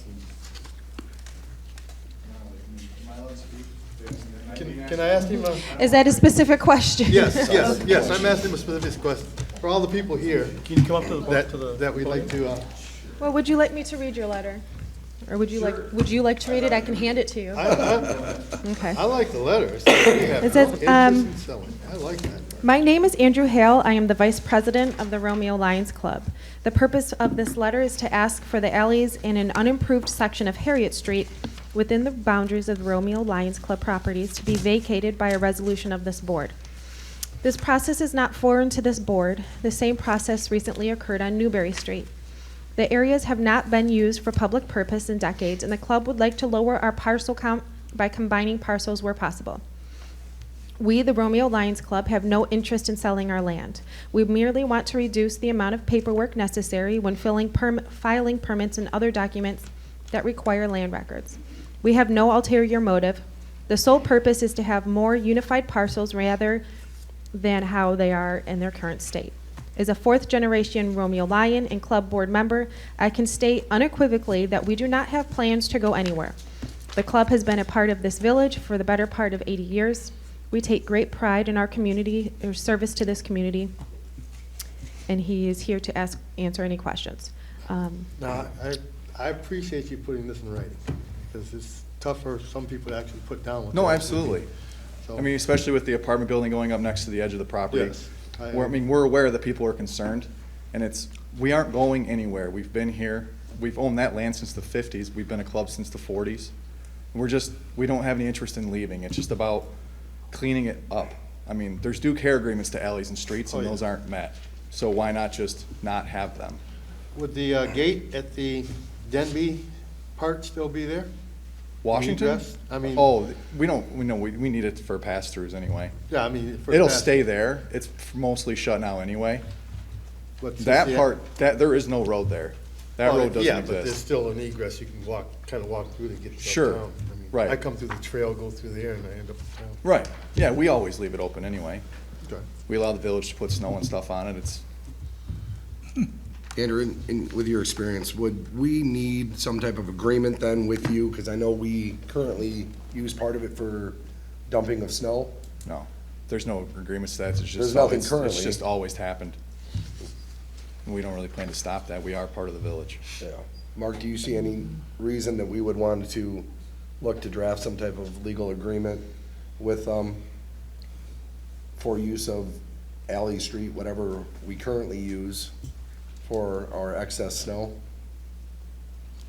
Well, if you, excuse me, if you vacate the alleys or the streets, it becomes their property. Correct. Yeah. And so your use of the property would be conditioned on their permission. Mhm. So you'd have to decide what your comfort level is with respect to the dumping of the snow or whatever other uses you might want to make. You can't have, coming at it from a different direction, you can't have a conditional vacation of the alleys or streets. That would be our concern. I will state that where you dump it now, there is no easement. There is nothing. Washington Street does not exist past the bounds of the gate. It hasn't since 1953. The only part that exists is that short stub of Harriet Street and the alleys to the west where the houses used to be 30 years ago. So if There we is can- nothing where the snow's dumped now, and we've never said anything about it, nor do we plan to. We go out and rake out all the asphalt out of it every year so we can put rides on it again. We're accustomed to it. It's been that way for as long as I can remember. Well, as Mr. Clark just said, that if we do this, then it's your property, and then what guarantees can we continue our usage of your property? Are you guys willing to put that in writing, say, village, you're here forever, as long as we're here? I mean, if that were a thing, sure, the conditional vacation of it doesn't exist because where you dump the snow now, where you come in with the trucks now, is not an easement. Washington Street does not exist past that apartment building. It was vacated by this board in 1953. We are currently asking about the alleys that tee into the grass section up to the west, and Harriet Street, which is, there's a tree in the middle of it that's 2 feet around. Big tree. It's across from Carl Webb's house. It's been there forever. Big tree. But that's my thing, is a condition of it, I mean, that doesn't go to this. They don't connect. But my point is we don't have an issue with it. I don't understand why you need an agreement for it. We're just trying to clean up the land. That's, I we guess aren't I trying to would, sell it. That's, I'd like to make a motion to grant the request from the Lions to vacate the alleys. I'd second. Oh, you got a second. Parker's got a second.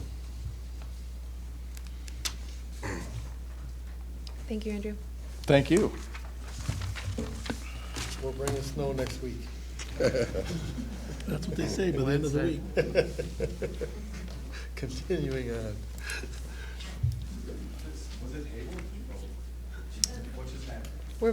A motion was made and we are going to vote.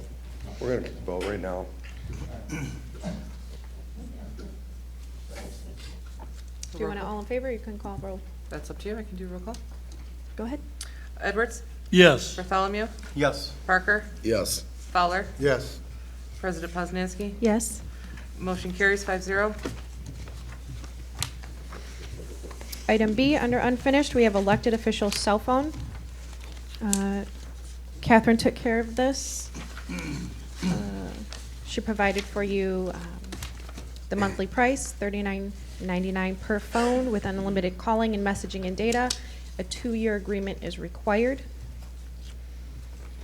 If you did not want to carry around a second phone, an app is available, and that's $15 per personal cell phone. It was during the month, Trustee Parker then asked, well, what about tablets? So then she priced out tablets. And you can see then she provided on their second page all the different devices that you could have and the prices. No. Yeah.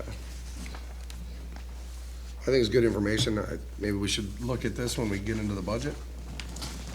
Looking forward, I don't know if we need to make any movement on it tonight, unless you see a reason to. We've got the information, we can work it into the budget as needed. Well, That works for me. no movement, bring it back up at budget May. time.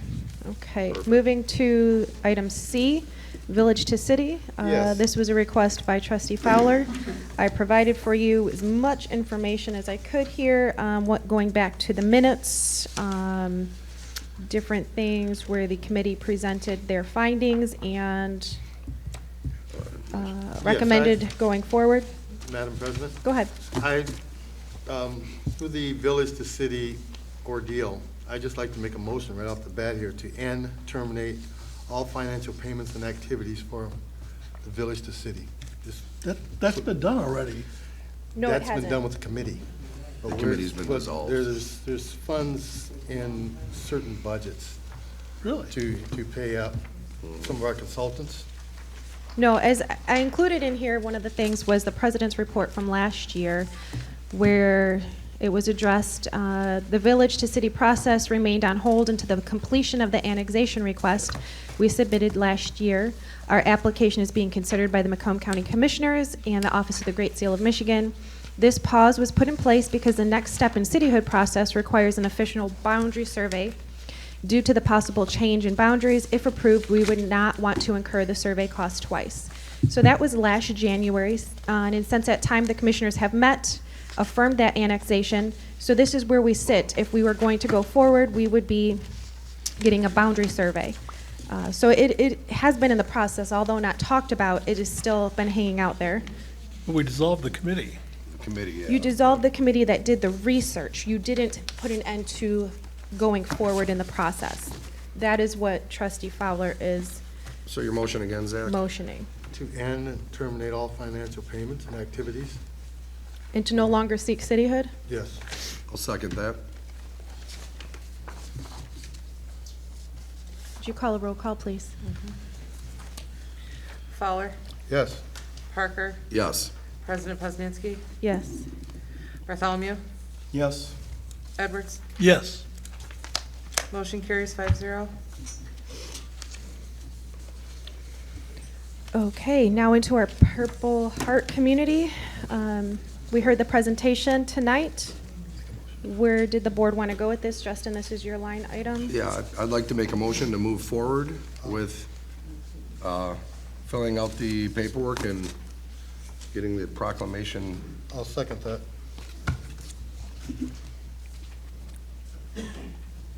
All in favor? Aye. Any opposed? Figured that was easier for you. If I could, is that something that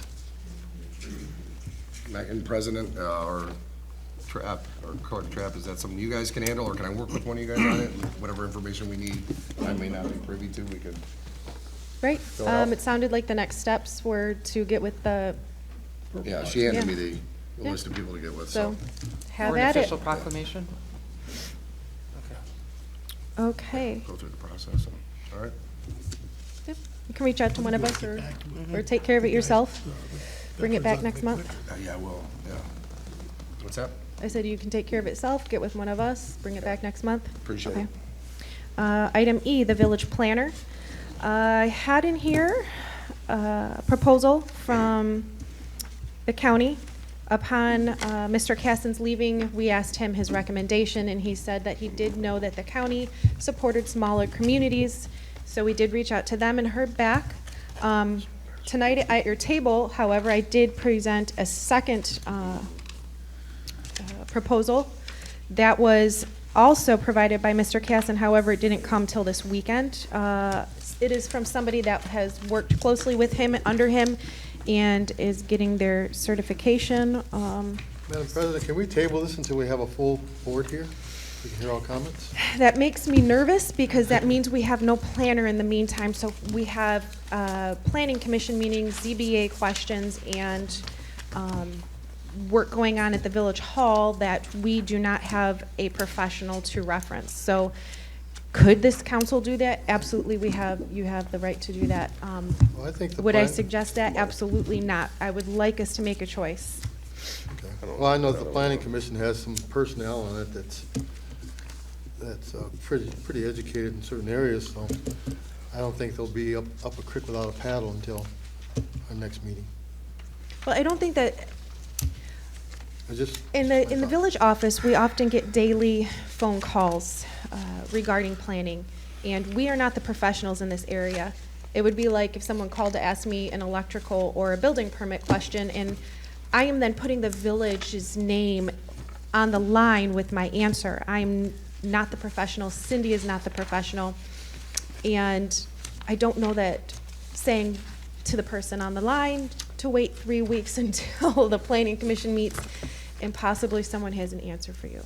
Can I make a comment? Just, yeah, from the business prospect aspect of it being in the village office, you made comment that there's some planning commission members on there, then they would be, if they're certified enough to sign their name to the documents and to the official recommendations and items, and if anything goes awry, they're the ones that will be in court with Mark Clark if there is an issue against the village. So if you have planning commission members, I don't believe, I mean, this is why we had Steve Caston. He was certified, he was educated, he put his name on the dotted line with all of his, he had to be certified in order to do that. So if anything went awry, we had him to speak to if the village was in any legal liability. Right. But you're saying this one candidate isn't certified? No. Is that the one she we is, got tonight? She is AICP certified. Yes. What it is, while she was going through her certification, she worked with Mr. was an Caston. apprentice. So that's how he came in recommendation for her. Her monthly retainer is $500. The county came in at $600. I understand wanting to save money, but if you look at the liability of not having one in the long term, should we, somebody who is not the professional, speak out of turn or sign our name to something that is incorrect, that liability and the amount of money that could cost the village could just blow this $500 or $600 a month out of the water. Megan, what did we do in the years prior to having Casson, the planner? I don't know. We had the village. We didn't have a planner, so we're very vulnerable to a lot of legal issues if anybody were to come back to us. We also- We're insanely vulnerable. Yeah, We I also was just- just asking, No. who handled it or how did we handle it prior? I know it just didn't get not handled. I believe like the clerk at the time just took it. We had clerk, we had our engineer over here. Mark, did you weigh in at all? You had a planner. Okay. Denny Maher used to do it years ago. Denny passed away. His son Patrick did it for a while. Patrick went had a private practice now. I don't know if he's still in Washington Township. He may have gone to another community. Then you've had Chris McLeod did it for a while. And then I believe he went in-house in Birmingham or Bloomfield Hills, someplace on the west side. So you've always had, on some basis, access to a planner. I don't know internally whether, and I don't recall whether the planner was on a retainer or on an as-call basis, but the village has historically had access and used that access to a planner. And I would just like to bring up to the council that the village that we had years ago is not the village we have today in respect to the property that is available to be developed. And having planners on hand, we're going to have the school selling that Prospect property. If we aren't on top of what is and isn't allowed, we could be making mistakes and end up in court, and then sometimes they just, with a consent judgment, they get to do what they want to do in the end, and that's not where we want to be. So I would ask the council to please consider one of these two Well, I don't know either proposals. one of these people. Do you have a recommendation? I do know the county, and I do have complete faith in them, but I also, we've worked with Mr. Casson, and if this Karen was tutored under him and followed along with him, I would also have confidence in that. So, and hers is $100 less per month. However, if you look at all the different things, certain additional services and what is included, they might differ a little bit. I'm gonna make a motion that we move forward with the hiring of Karen Kozalov? Oh, no, Lavera. Levere. That's Support. Planning Commission? That's planning. This village planner. Is there a, Village planner, sorry. is this an agreement for a certain amount of years, or is this on a month-to-month? You could put that in your motion.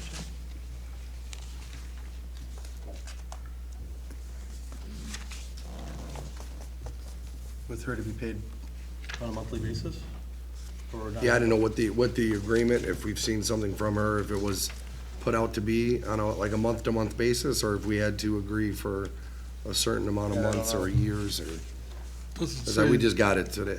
I didn't have a chance to. I know, forward through it I tonight. do I'm sorry. apologize that it just came to the council, so no, we Yeah, did no, not have, I didn't know if you knew, I'm sorry.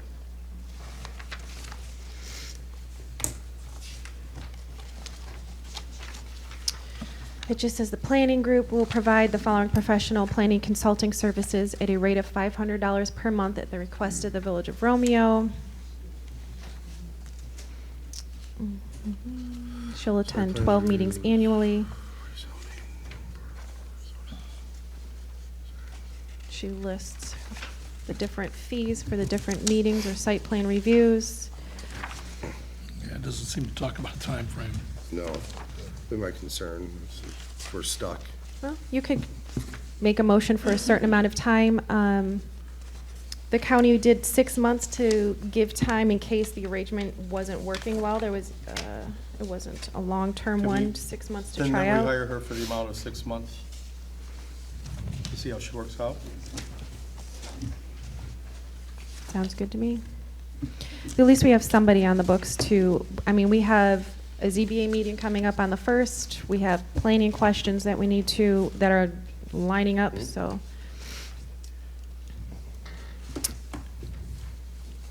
We have a motion in a second? We do, yep, and you wanted to add the time frame of 6 months Yes, onto the 6 motion? months. Do you still support that? Yep. To revisit. Okay. Ready? Yes. Bartholomew? Yes. Edwards? Yes. Parker? Yes. Fowler? No.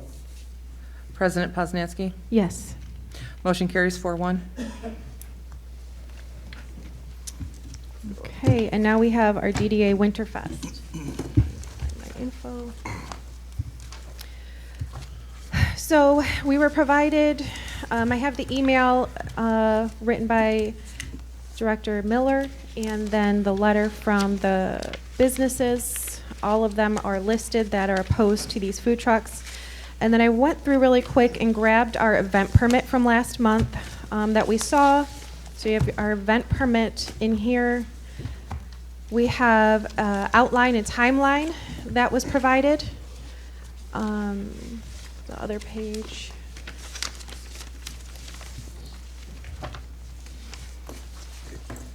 See the timelines. Yeah, with the closure, the barricades, we have a map.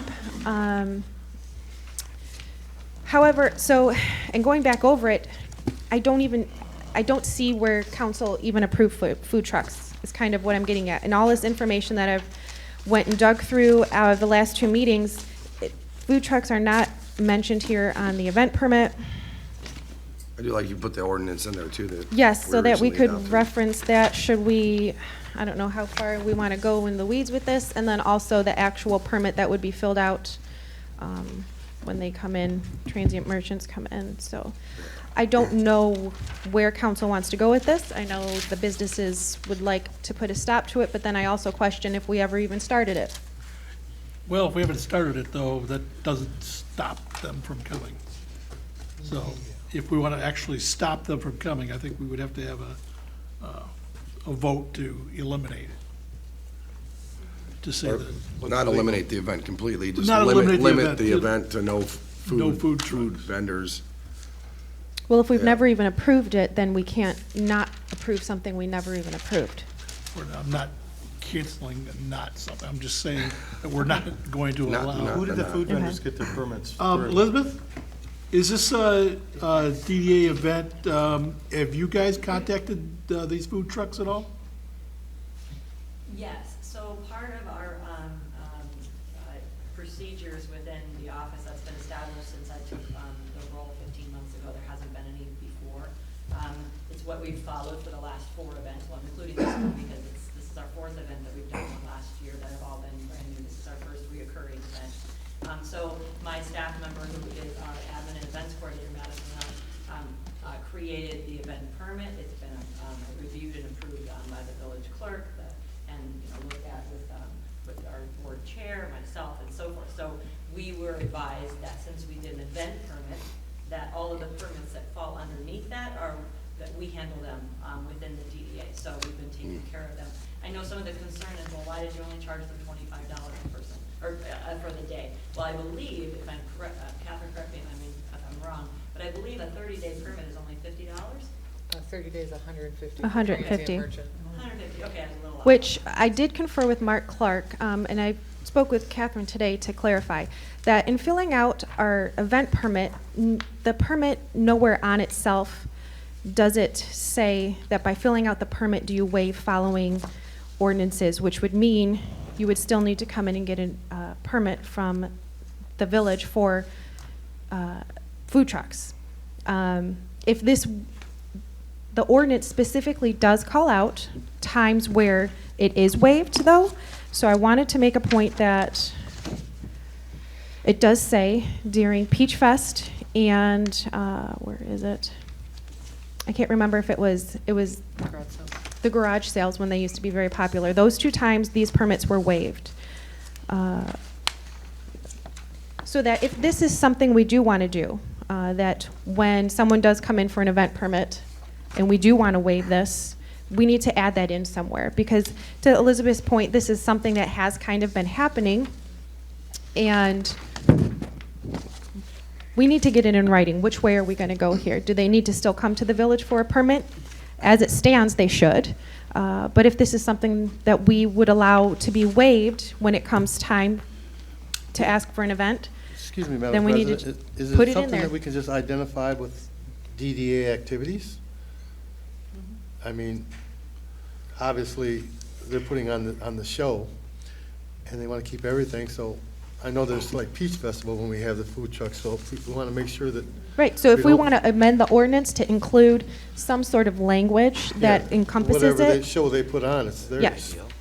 So that would be my suggestion, that we would at some point amend this ordinance so that it falls in line with how we're currently acting. Because as it stands, they should still have to come into the village and get a permit. Mark, can we do something like that, or? Well, you can always amend an ordinance, so the answer is yes, you can. As the ordinance exists now, the council has the ability to exempt an organization from paying the fee, but if you waive the fee, the organization or the entity still has to apply for the permit. They have to qualify. It's right in your ordinance. An exempt organization is determined by the village council shall be exempt from the payment of an application fee only, but all other provisions of the article and all other village ordinances shall apply. So you can't, your ordinance allows these temporary vendors, and you can't pick and choose who you're going to let come and participate in the village. You can say that for every event the DDA puts on, they don't need to get a permit. You could do that, but, and I realize the concern of the merchants, the brick and mortar people, I understand that fully, but your ordinance permits this, and you can't deny if somebody came in, whether it's through the DDA or individually came in and they otherwise qualify based on the particulars in your ordinance, you can't deny them because you prefer somebody's business over another. The other thing we had talked about back when we adjusted the fee was possibly making a space, a designated area for food trucks, so that they couldn't come and park a coffee vendor in front of our coffee shop.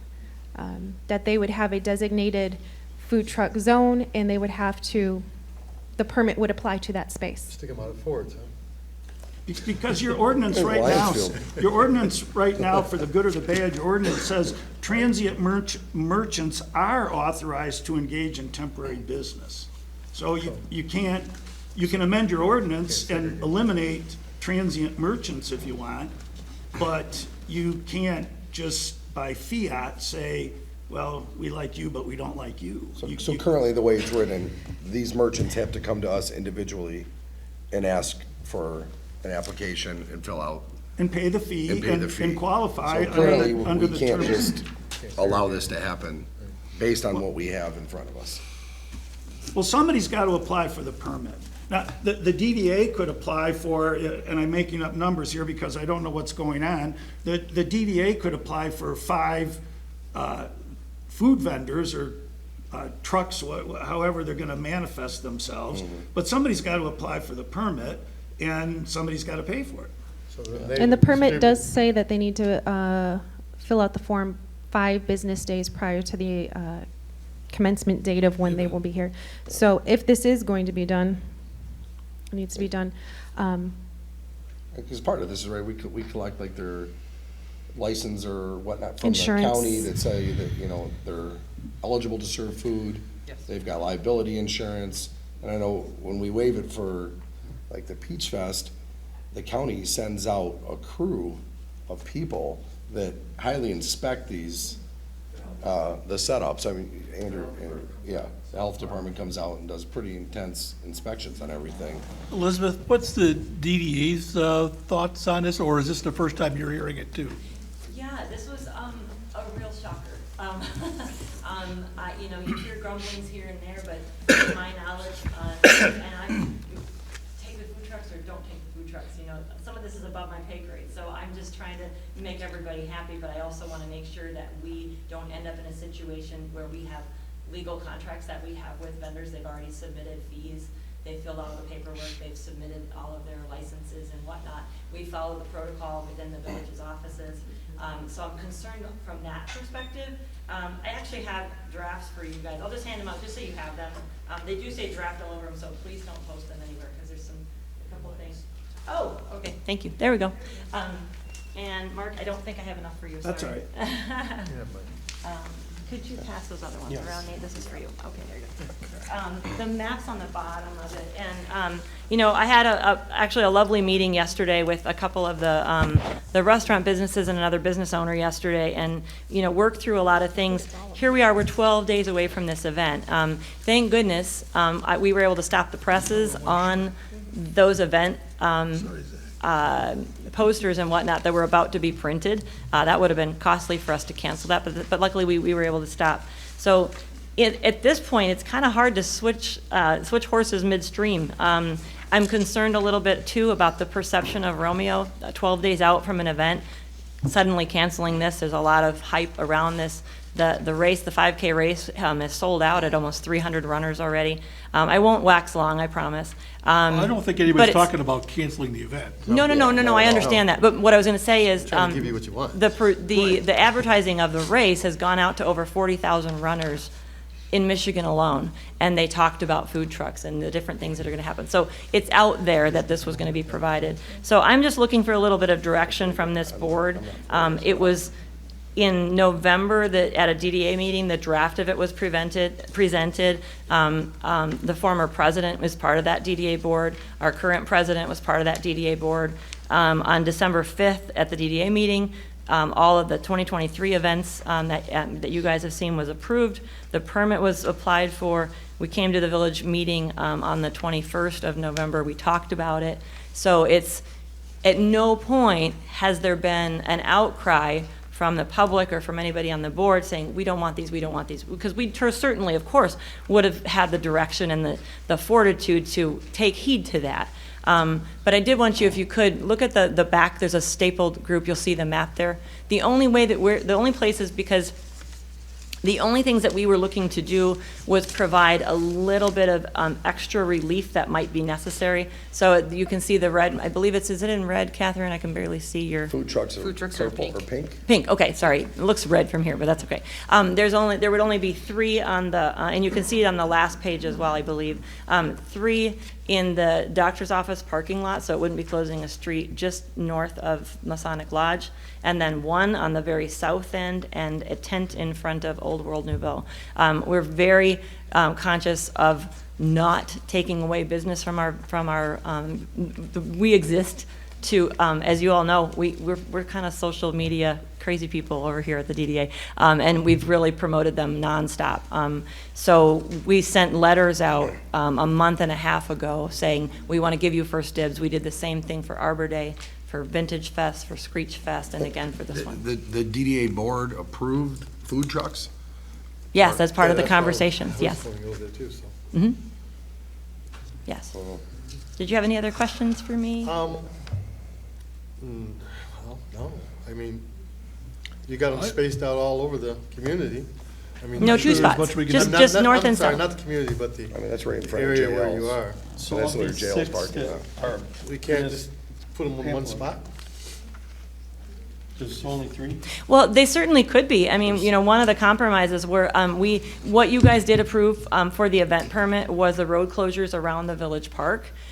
We had opted to have them, Madison and I chose to put them on just off Main Street so people could see them when they're downtown, and it kind of creates a community environment instead of wondering like, well, what's back there, and people having to go back there. So that was the idea of putting them.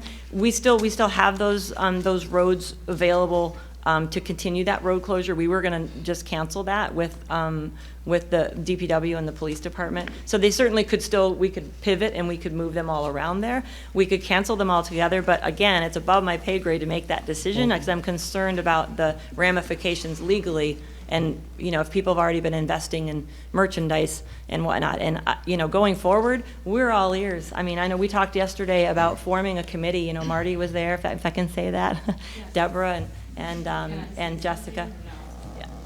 But that's up to them. But I'll just say this, we want to, one of the things we're excited about in our new space is we are gonna have the space to have meetings whenever, however we want, and so to have a committee of restaurant businesses, retail businesses, what do you want? What would you like for the next event we're gonna do? Thank you, And Elizabeth. we're all ears. And so going forward to your ask of a recommendation, from what we've garnered here is, I don't know that this board necessarily can do anything.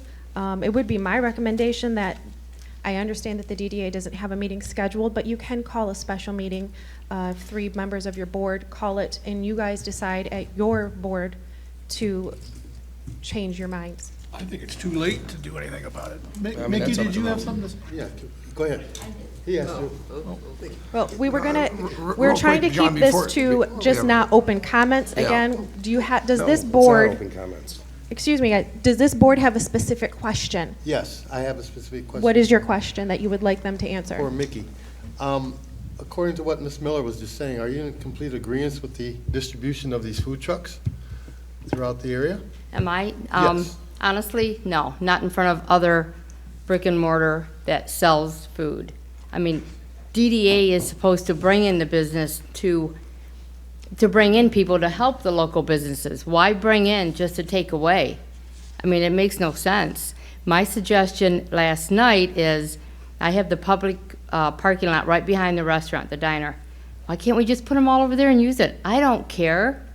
As long as they are all together in one area, because the way it's set up now, JL's is gonna be affected. There are, the coffee, they have smoothies, they're all gonna be affected because that's the kind of trucks they have in there. I don't think it's right. We are the ones that give back to the community, not the food trucks. I think our president just gave a pretty good suggestion, that you guys could have an emergency meeting and get this done before next week. Well, But, the ideal of putting them all in one spot, I mean, that would be my thought too, but your director seems that to might be have the only something else. out they've got, because I'm sure these food trucks have already invested in food and things like Yeah. that themselves. I guess my concern for the DDA or Elizabeth directly is, this isn't the first time in recent months that we're backpedaling. And you're coming, well, I didn't know. I think we've talked about ordinances in previous meetings. So at some point, I would hope that the DDA doesn't keep putting the village in a situation where we've got to be addressing stuff that we shouldn't be even addressing. I mean, the ordinances are clear, they're there. We just need to get on a point where we're all working together and The following. ordinances say that they can do it, so. I don't know. The ordinance says they have to come fill this out, our ordinance, our That's right. application. So Yeah. does a permit have to be filled out with you or with the DDA With the village. or the village? I was told that you guys voted on it twice already and voted it as a yes, Well, we voted on the Winterfest, but not the. but no one food trucks. came and said, here specifically, we're voting on Correct. food trucks. This is the first time we've seen never it. Right, came some up. of the- This is the first we're hearing of it. There was Is stuff at this listed. meeting. It talks about a snowman contest, chili cook-off, carriages, but certain things, but and the run, but wagon rides. It does not say food trucks. And honestly, like I said, it's more sweets than anything. Is it gonna affect my business? Maybe a little, but if it affects one business in our community, then we should not have it. And there are multiple businesses that are gonna be affected by this. I think President Woznansky said it the best. I think this is something the DDA needs to call a special and figure it out one way or the other, because we've approved the event.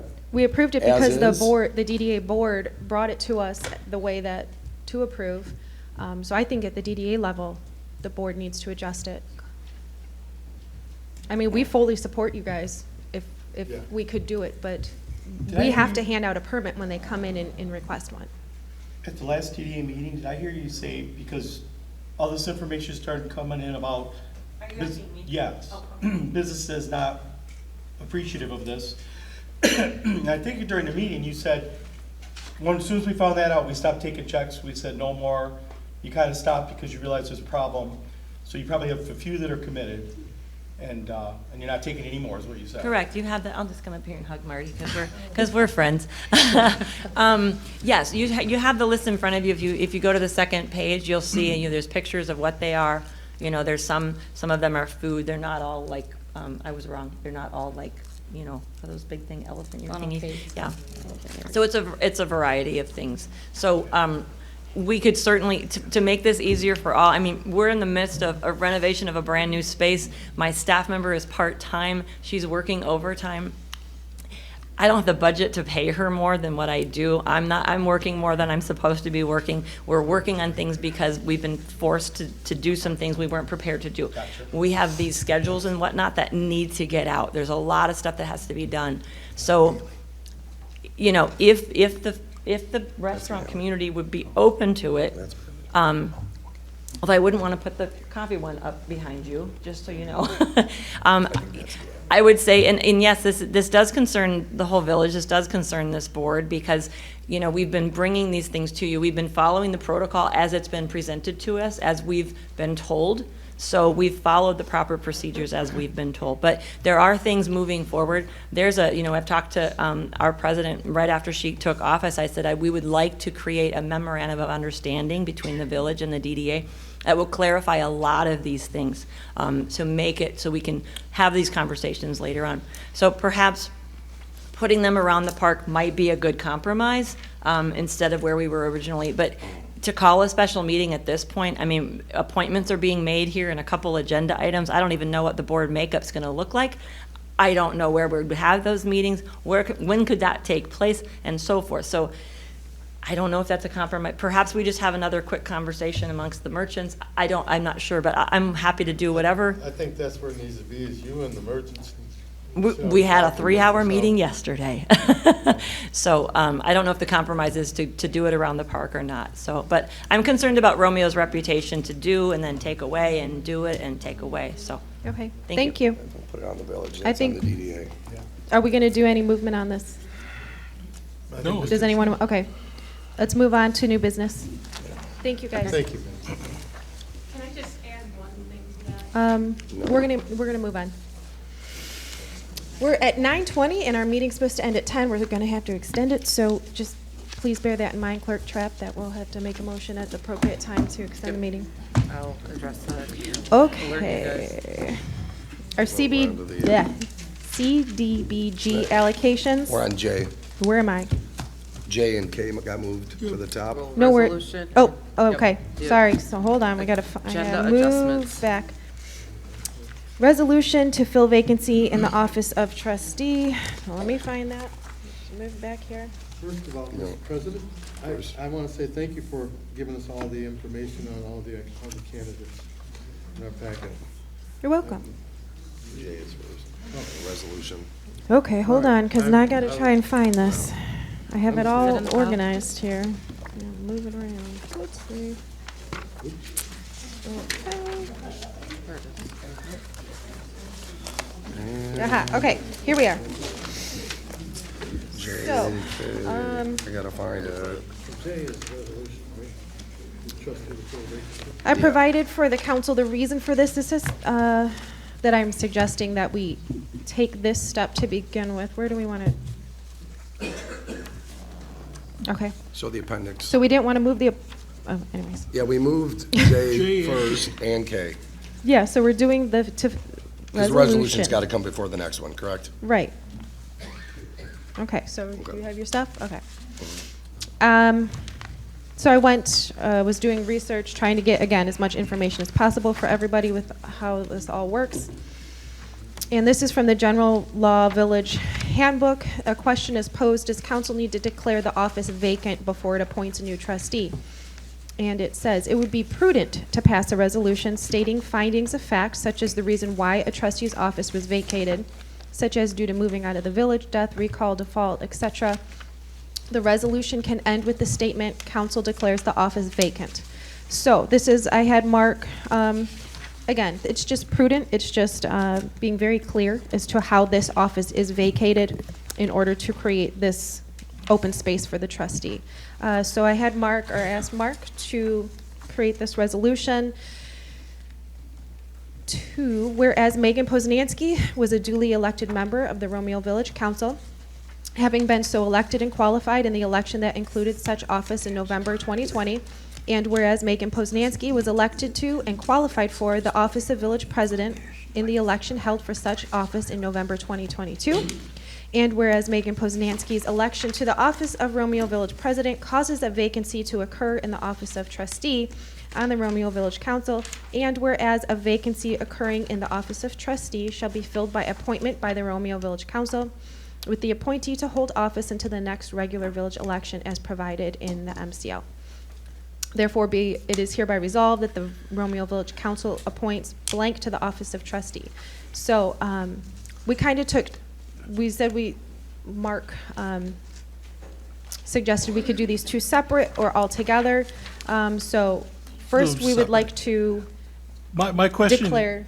you said to the length of term of the office, shouldn't that be the remaining 2 years of your term? Correct. Okay. The way this is written, I don't mark for clarification, on the last whereas shall be filled by appointment. Does that leave out then if we don't come to a resolve and we have to we decide to go to a special election, does this then contradict doing that, or the original ordinance or I wouldn't state do a law of special election. 13? If I understand your question, the answer is no. And if I don't understand your question, the answer might still be no. Okay. But Just because the only wording in there says by appointment. Do we Right, have to do because- by appointment or? Well, if the council, by law, the council appoints. So if you don't appoint, then the seat remains vacant. Now, you do have the ability to, by resolution, to call for a special election. I have some thoughts about that, most of which I will keep to myself. So this addresses the statutory means for you as a council to fill the position. If you don't do that, if you do nothing, you'll lurch on with 6 members. If you pass a resolution to call a special election, then you don't need to do this. If your intent is, well, let's not even appoint, let's just call a special election, then I wouldn't waste any more time on Yeah, this. so I just wanted to make sure that was still. Well, if you appoint somebody, you can't then call a special election to unappoint them or to elect somebody else. I'll make a motion to approve the resolution as Mark has prepared it for us. Second. Well, the way it's prepared, if I could, just. Yeah, subtracting the, It requires a name. So that was kind of my point is also, So this was.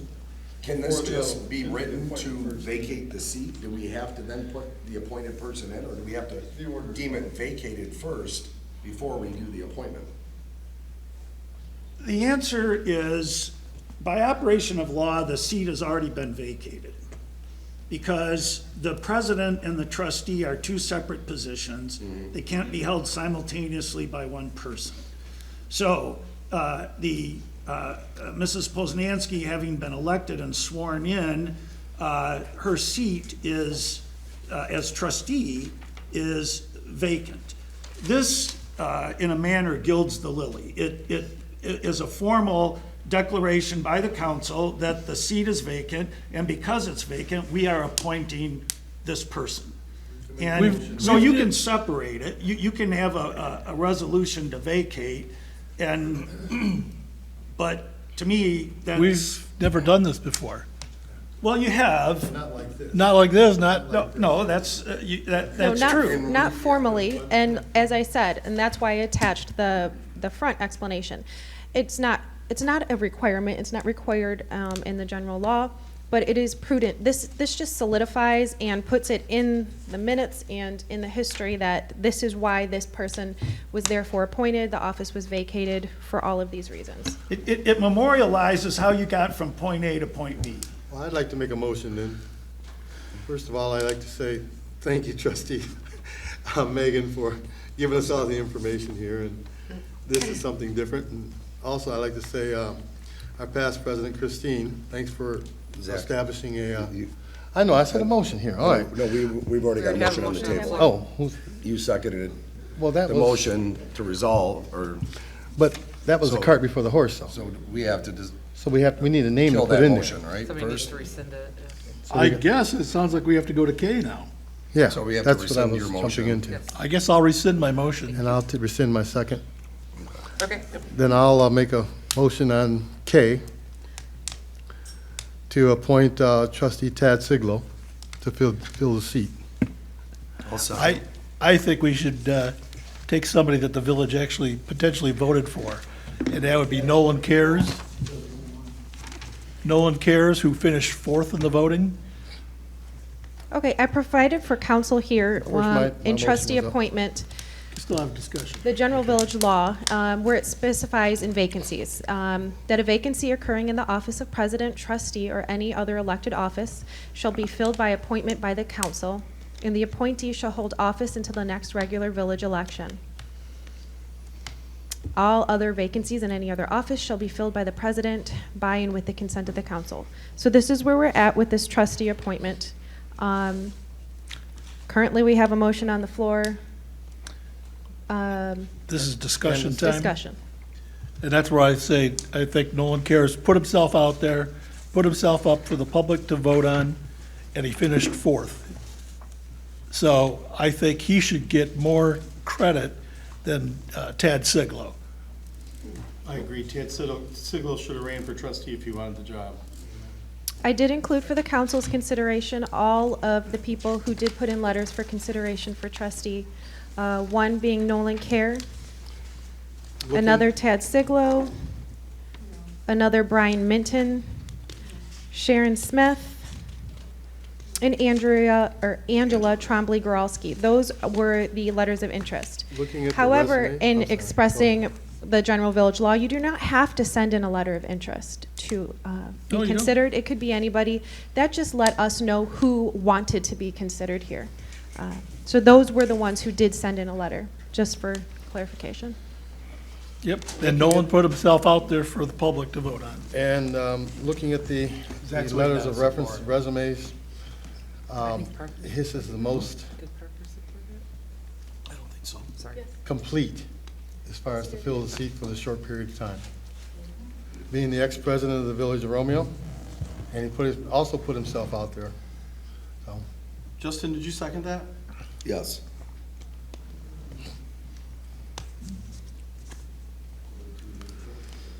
you have a vote? When this seat, when I ran for this seat of trustee and won that seat, I won it with 919 votes, support of the residents, far and above the rest of the people that won following seats. The people appointed me to that seat. I would see us appointing somebody similar to me. They wanted me to replace me would be the correct thing, would be to replace me with somebody similar to me, similar-minded. And that's what I would think, so. I would think that things change, and I think, again, Nolan had put himself out there for the public to vote on, and the public voted him as number 4. Discussion. And therefore, they know him, he was out there, he gave talks, spoke to the people. Do we want to call a vote, or we set our piece? Yes, I have a motion. Could you call a roll call, please? Can I just confirm that it was motion by Fowler, second by Parker, to appoint Ted Siglo to the vacant trustee seat? That's the motion? Okay. Fowler? Yes. Parker? Yes. Bartholomew? No. Edwards? No, President Poznanski? No. Motion fails 2 to 3. I'd like to make a motion to have Nolan Cares fill that position. Support?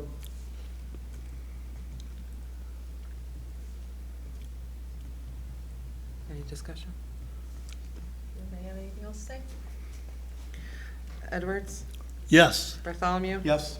Parker? No. President Poznanski? No. Fowler? No.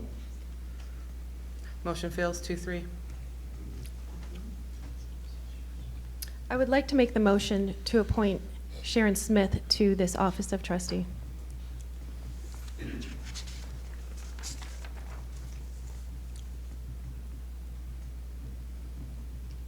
I'll give you the second for the vote.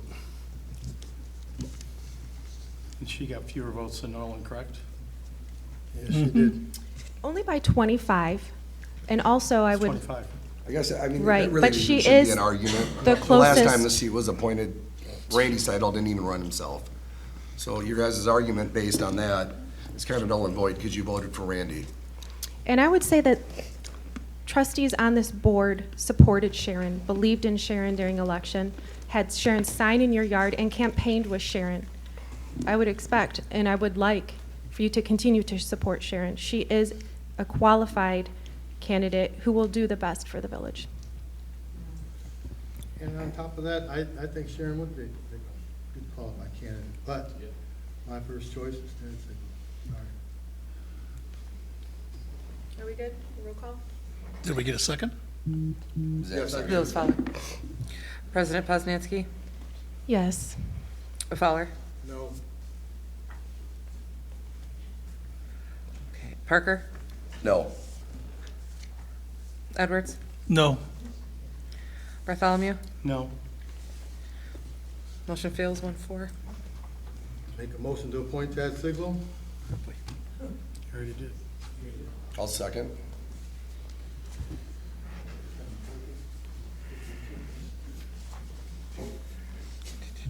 Give me 1 second. Okay. Fowler. Yes. Parker. Yes. Bartholomew. No. Edwards. No. President Poznanski. No. Motion fails 2-3.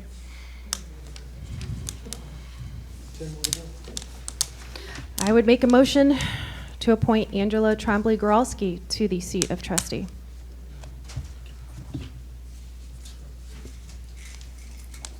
Don't know her.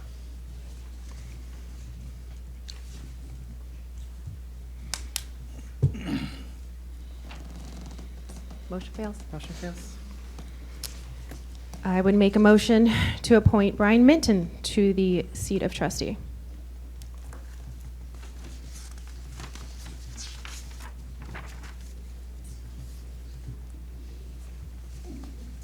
The motion fails. Okay. Motion fails. We have now thrown out all of the names of those included in the letters of interest. I would make another motion to appoint Ted Sigel, vacancy of trustee. I'll second. No. Okay. Fowler. Yes. Parker. Yes. President Poznanski. No. Edwards. No. Bartholomew. No. Motion fails 2-3. Okay, and from here, I would ask Mark Clark, where do we go from here? Do we have to appoint anybody to these seats? You do How does not this have to move? appoint anybody. You do not have to appoint anybody tonight. I would recommend that ultimately you appoint somebody. If for no other reason, it may avoid 3-3 votes. That's not a reason in and of itself. Let's not exalt form over substance, but you don't have to appoint anybody. The statute doesn't say a time frame within which. You would have problems if you fell below a quorum, which you don't. You have 6 elected representatives, and so you can take a step back and have another running start at it. What is the process, and I know you didn't want to give your personal opinion, but process for a special election? The village no longer has the ability to hold its own elections, so I would recommend that if you want to consider that, you contact the townships and find out what their schedule for holding special elections is. You probably will also need to contact the county because they, I believe, ultimately receive the either the petitions or the affidavits for candidates for office. So I would recommend you contact all 3 of those bodies, find out requirements, timeframes, and cost. Catherine, I know we spoke briefly. Were you able to get any of that information? Well, to hold a, if we were going to do an election when somebody is, like the townships are not already have something on the ballot, per precinct would roughly run us with all of the expenditures that are involved, which is a lot, and it's about a 2 to 3 month process at least. We're looking at like $5 to $7 grand per precinct, and we have 2 precincts. And does that, well, I guess we don't have voters in the newly annexed. 'Cause there's That no is correct. We residents. don't have voters in the Armada and the Ray Township part of our village, but if that is to be in a special election, as in there's no other elections being held, and the townships will have to perform those elections for us. But if there's like a school tax or something like Correct. that. The next election is scheduled for May 3rd, 2023, but at this time, I do not know which of the 2 townships are having any ballot items on there at this time. And Because if they still have time to submit it. It would be less expensive then. It would be less expensive at that. It would still be a cost, but it would be way less expensive. It would roughly run about $1,500 per precinct, I think, give or take. Okay, let us move on. CDBG allocations. Catherine went through, and based off of our calculations from the past year, we received $2,500, and we are mandated to give $500 right off to Chore. From there, based off of the requests and the amount that we have, we brought it down to a percentage. So we awarded McCrest $650, Samaritan House $700, Care House $350, Interfaith Volunteer Caregivers $100, and Turning Point $200, coming to our $2,500 allotment. We do wish I could give everybody everything they wanted. All of these are worthy causes that we appreciate what you do for our village and our residents. But Need a motion on this, or? yes. Give you a motion for your distribution that you have written down. Support. Second. Oh, go Okay. ahead. Thank you.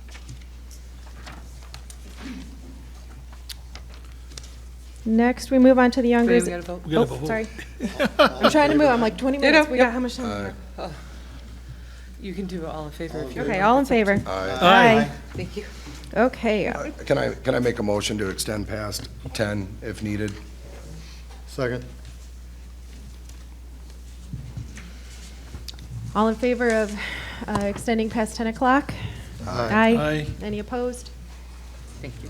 Okay, our Youngers event permit, you have the permit in front of you. You have the drawing of what they would propose to close off in that back parking lot.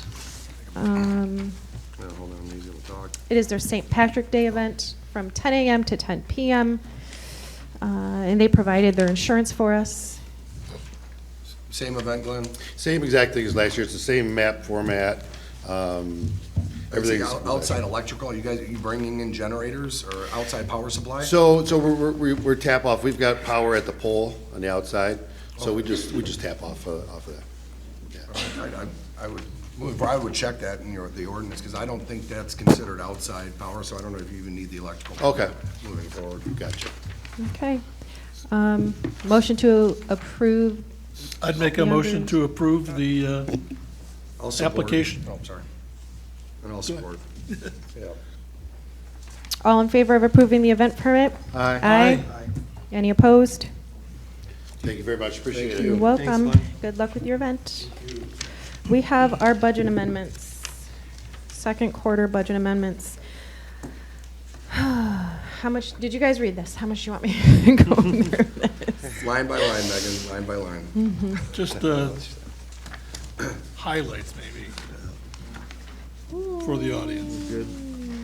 Other than that. I mean, there's a lot. If I could ask for Oh. one thing moving forward, is whoever we're having prepare this, maybe put it, I know my eyes aren't great anymore, but a little bit larger, or maybe on a legal form, because it's super small, Yep, okay. super small. So we have some amendments to make. There was different increases to things such as healthcare. Our treasurer took insurance. I'm not taking insurance. Most of it, if you read it, a lot of it is due to the 12.4% increase in healthcare costs. The fire department late fee, planning commission salaries. I mean, if we wanted to save some money there, you could take that. Anyways, I'll make a motion to approve the amendments to the budget for the second quarter. Second.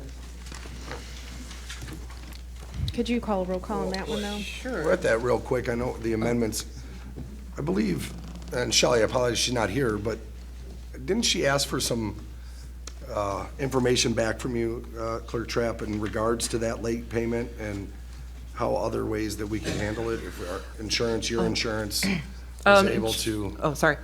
No, insurance will not cover the late fee for us. I reached out to our insurance carrier, MML, and they said, no, that is not a covered item. Okay. That came straight out of the general fund? Pardon me? 37 came straight out of the general fund? Mm-hmm.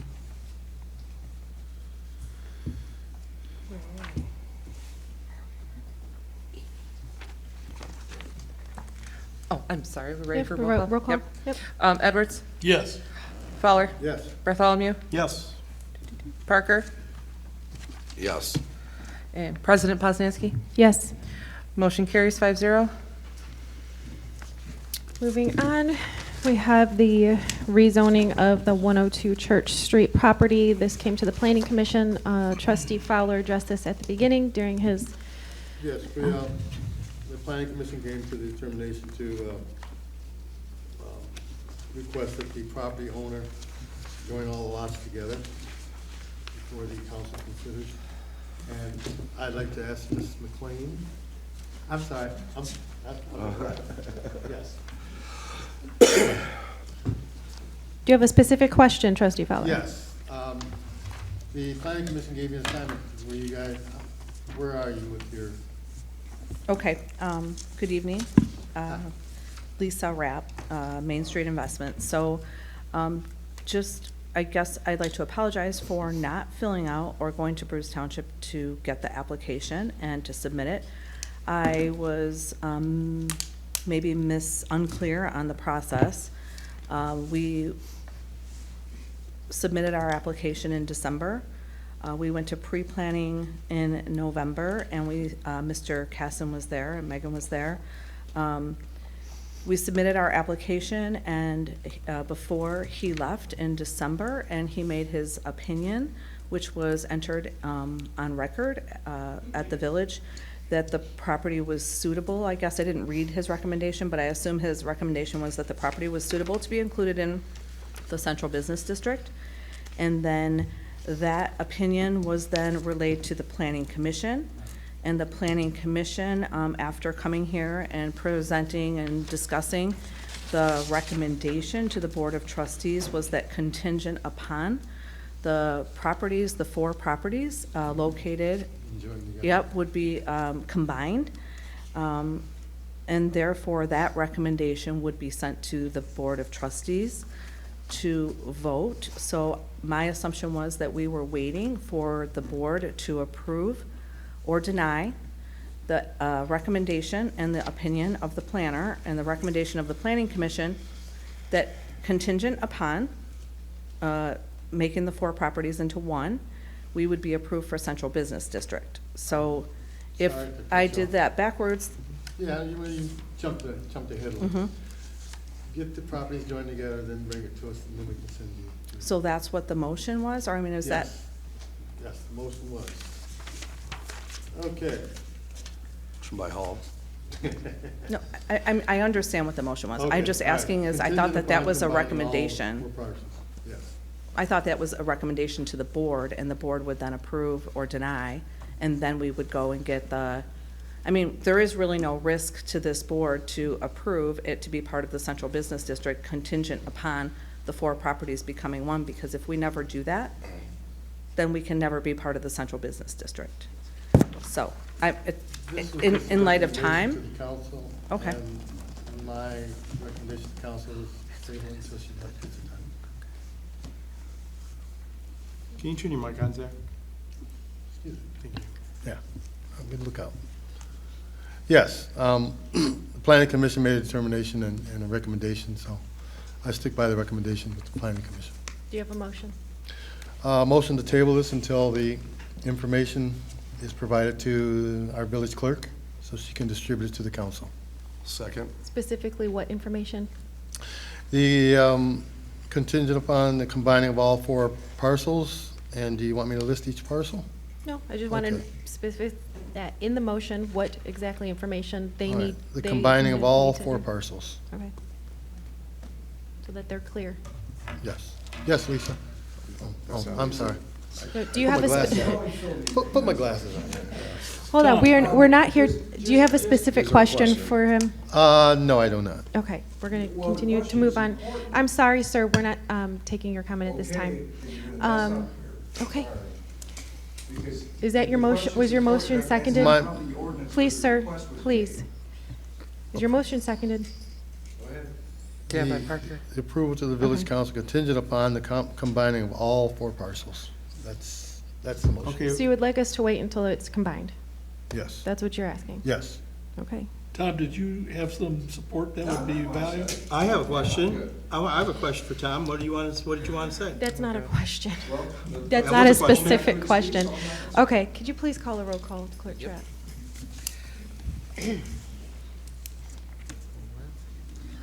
Fowler, Yes. Parker, Yes. Bartholomew, No, because I think we should be approving it tonight. excuse me, President Poznanski. I'm sorry. Restate that motion. Motion was to table this item until the combining of all 4 parcels paperwork has been submitted to the village clerk, so I can submit it to the council. Yes. And Edwards. Yes. Motion carries 4-1. Okay, thank you. Moving into annual appointments here. 11 minutes. Again, a lot of information I provided to the council. Not only my suggestions for appointments, the history behind them, what each board or each commission, I went into our ordinances to remind us all what exactly these different boards do. Sometimes I think we lose sight of that and what exactly they're all called to do. And then I included the letters of interest for the people that did, that I chose for the appointments to those positions. Madam President, I'd like to make the first motion. I'd like to put my name in as President Pro Tem. First appointment. Is that part of this? And Yep, I'll second. Hold on 1 second. That's not this table. Yeah, you're in my way. I don't think you need a resolution for that. Isn't it just a presidential appointment? No, it's a board appointment. I did provide for you, again, the general village law on President Pro Tem Village Council appointment. On November 20th of each year, or as soon as after that date is possible, the council shall appoint one of their number President Pro Tem of the council.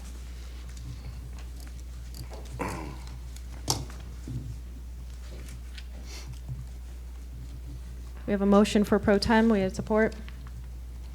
Its support was by Parker. Did you call a roll call? Fowler, yes. Parker, Yes. Edwards, Yes. President Poznanski, Yes. Bartholomew. No.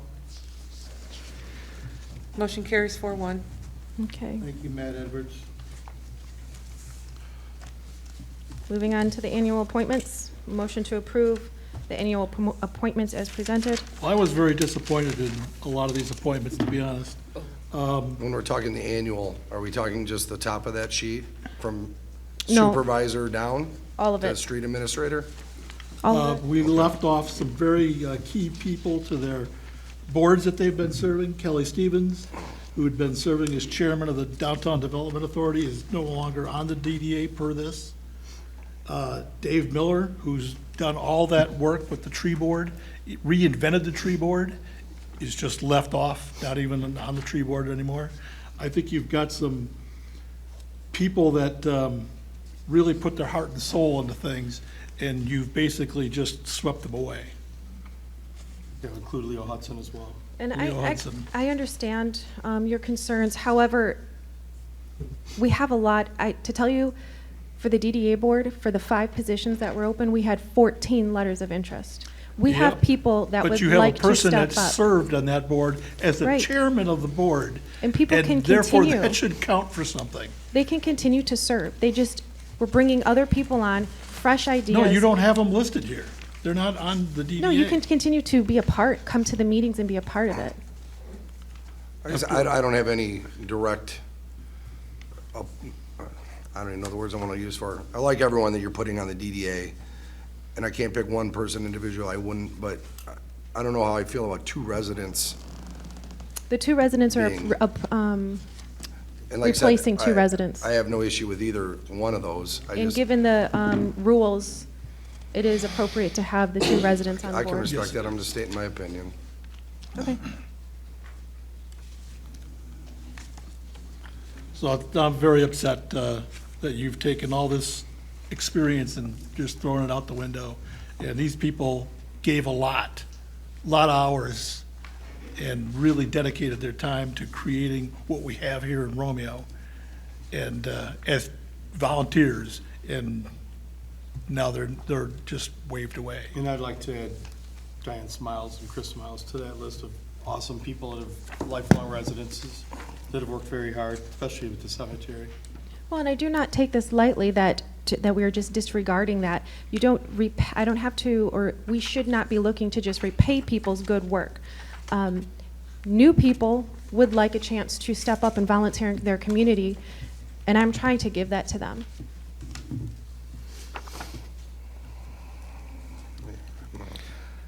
Was that your motion to approve the annual appointments as presented? Was No, I that was you? just throwing it out there. Do we have one? Oh, gotcha. That wasn't you. Got it. Okay.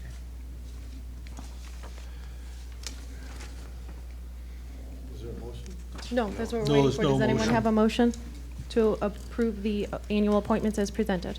I'll give you a second. Okay, I guess it is my motion. Okay, it is your motion. Could you please do a roll call vote? Real quick discussion on this. With the DDA, I know we were all emailed, and I know some of us don't get email, a letter from Paul Bowers. Why was that not included with the DDA potential? As I stated, I included the letters of the people that were appointed. I did So- not include every single letter. So you weren't seeking any input from the board, this board then, No, is a presidential appointment? by and with the consent of the council? Correct. By and with. I'll leave it at that. I guess I would just recommend that you take a second look at this. And not insult people like you're doing. I guess I would make a motion to table this for another month. Support. We already have a motion on the floor we have to vote on. Ready? Okay, could you call a roll call, please? Okay. President Poznanski? Yes. Fowler? Yes. Parker? No. Bartholomew? No. Edwards? No. 2 to 3, motion fails. Could we please have a motion to approve the supervisors, the chief, all of the top, our inspectors? I'll second that. That's supervisor through street administrator? Correct. Did you make that motion, Megan? Yes. You did? I second it. One second. Just writing that down. Okay. Motion by President Poznanski? Yes. Fowler? Yes. Bartholomew? Yes. Edwards? Yes. Parker? Yes. Motion carries 5-0. Do you want to go through board by board, so then I know where and when, so I'm not shooting in the dark of what board I need to? I think that's something probably done outside of these walls here. Well, if we're all meeting, it's gotta be at an open meeting anyways, right? Well, I would suggest that you put Kelly Stevens back on the DDA, considering that's where she's coming from, and then Dave Miller on the tree board. And then you had some Then you said thoughts? yes to this, huh? Yes. My thought with Kelly Stevens is we know how well she can do things. And given that I had 12 other people of interest, honing in her experience onto the cemetery board was what I was hoping she would take those 2 spots and hone it in onto that 1 and get us farther in the cemetery. That was my thought there, not to insult people. Ask me a question. How do you feel about this? I have been serving on both those boards the entire time. I don't think my talents have gone from either side. I was the one that was able to implement the tax for the cemetery board, to bring revenue in, to keep that thing updated and moving it forward. So my talents are to one side.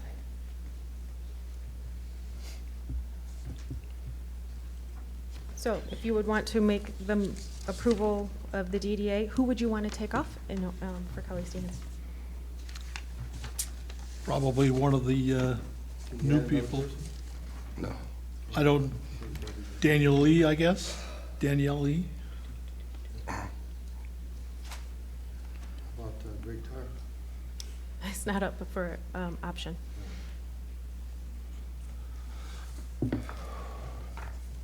Deborah McLeod?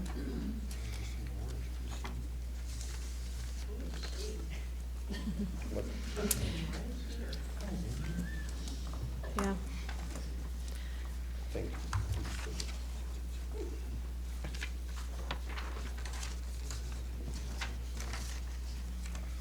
Would you consider Mr. Bowers, Megan? I would consider the people that I appointed. I would. I mean, the email that he did send was very, very good. Yeah. Like I said, I couldn't pick one person on that DDA to remove in order to add him. I think I know, everyone there is great. These people were specifically thought of for all of their different backgrounds and information, and that's why, yeah, it is hard, because I had 12 people, and trying to form these boards, this is the board that I would like. Kelly Stevens has some unique qualifications in being also the chamber president, too. I think that brings a lot more than any of these other people could bring. But again, who would you then not put on there? I just gave you 2 names. Danielle Lee or Deborah McLeod. She's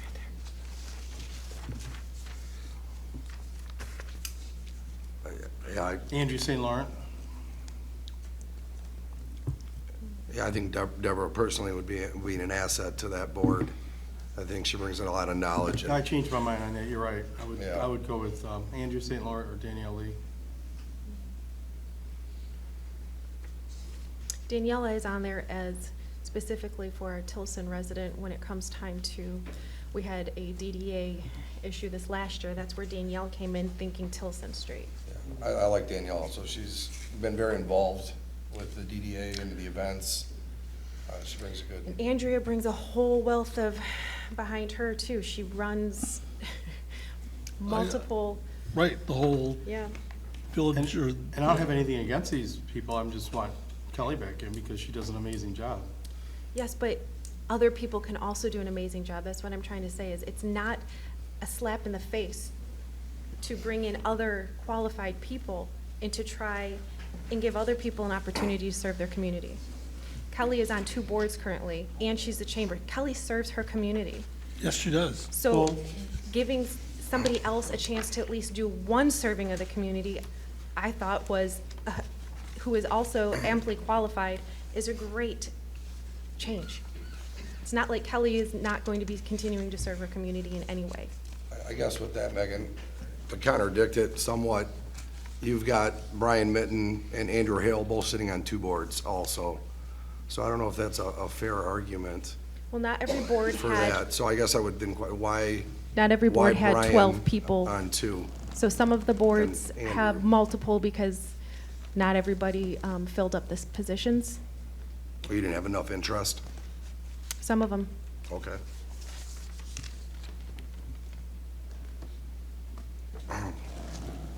Also, in here, we do have, oh, good gracious.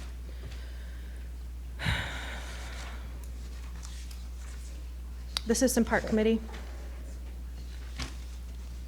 Did you guys look through all that to see that in there? The park committee with Yes. Shelley? Yeah. I was It's on a hoping separate Shelley- page.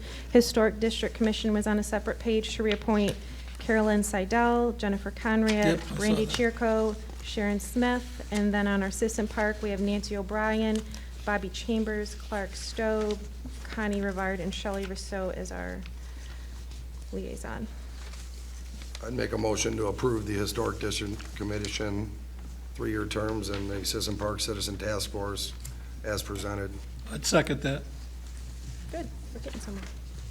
Okay. Will you call roll call, please? Go through the separate committees here. Yep, And this is for the HDC and Sisson Park? Correct. that's correct. Parker? Yes. Edwards? Yes. Bartholomew? Yes. Fowler? Yes. President Poznanski? Yes.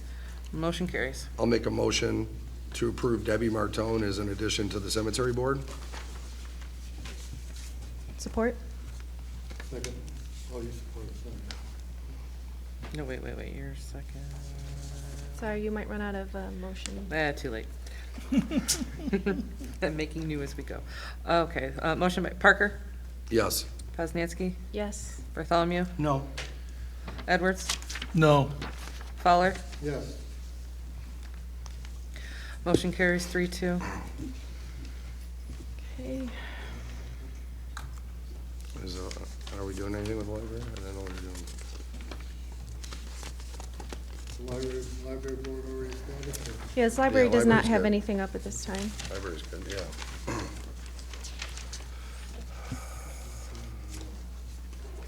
We get a motion to approve the Planning Commission. Second.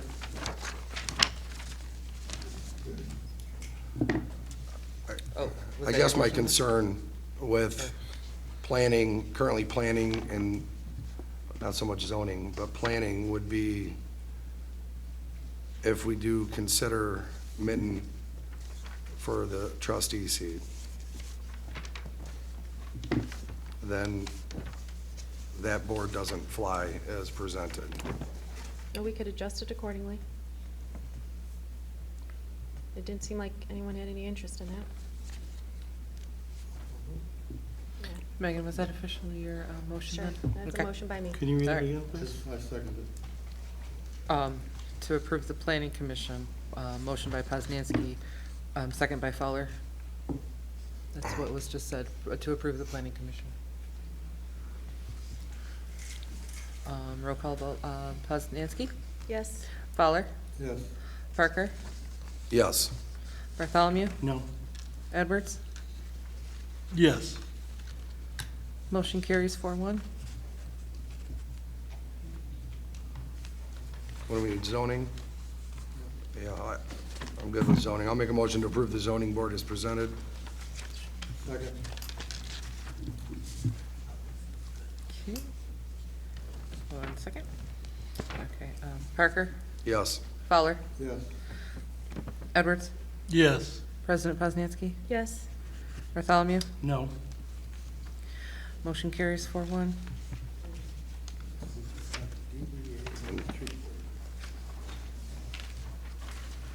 I'll make a motion to approve the tree board as presented. Discussion?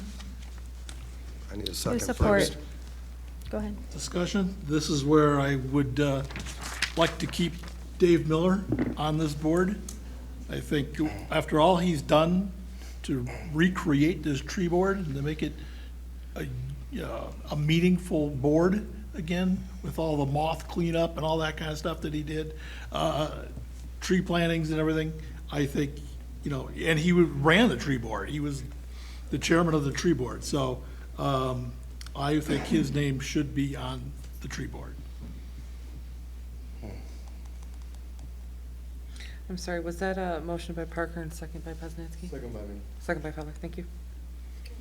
I mean, you're taking somebody that really put a lot of time into this, and again, just pushing them aside. Thanks, but no thanks. I hear what you're saying. I don't see it that way, but I understand.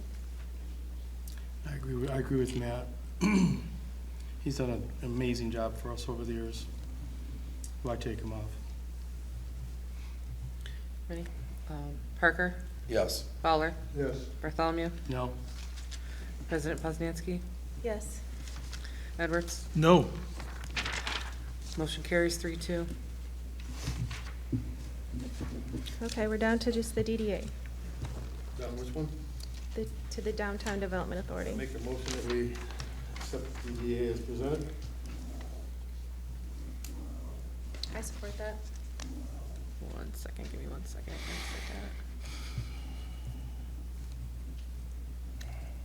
Again, I think you're throwing away one of your most valuable assets. Just sweeping it aside for someone inexperienced. Yes, they might want to help, and I'm sure they're great people, but you're sweeping away someone with all that experience and, like I say, one of your best assets you've got in this village for that position.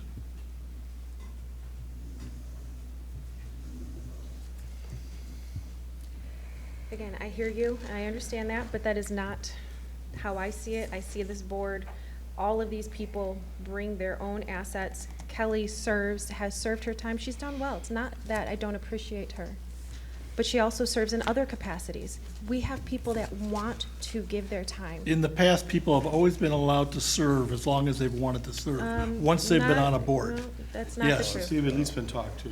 No, Yes, it is true. no, it's not. Nobody's just been thrown out. Yes, they have. Yeah, they have. Yes. Okay. Okay. Are we Fowler? done? Oh, sorry. Yes. Fowler? President Poznanski? Yes. Parker? I'll abstain.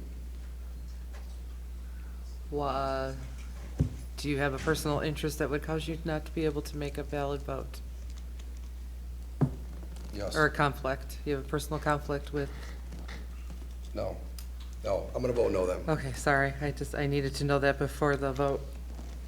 Bartholomew? No. Edwards? No. Motion fails 2-3. I'm gonna make a motion that we accept the DDA authority as is, as presented. Didn't we just vote on that? Yeah, we did. We did. Vote again.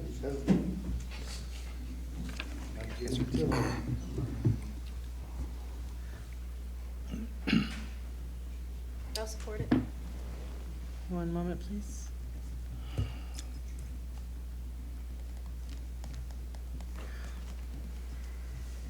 Fowler? Yes. Poznanski? Yes. Bartholomew? No. Edwards? No. Parker?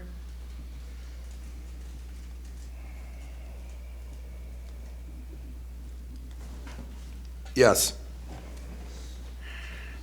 Motion carries 3-2.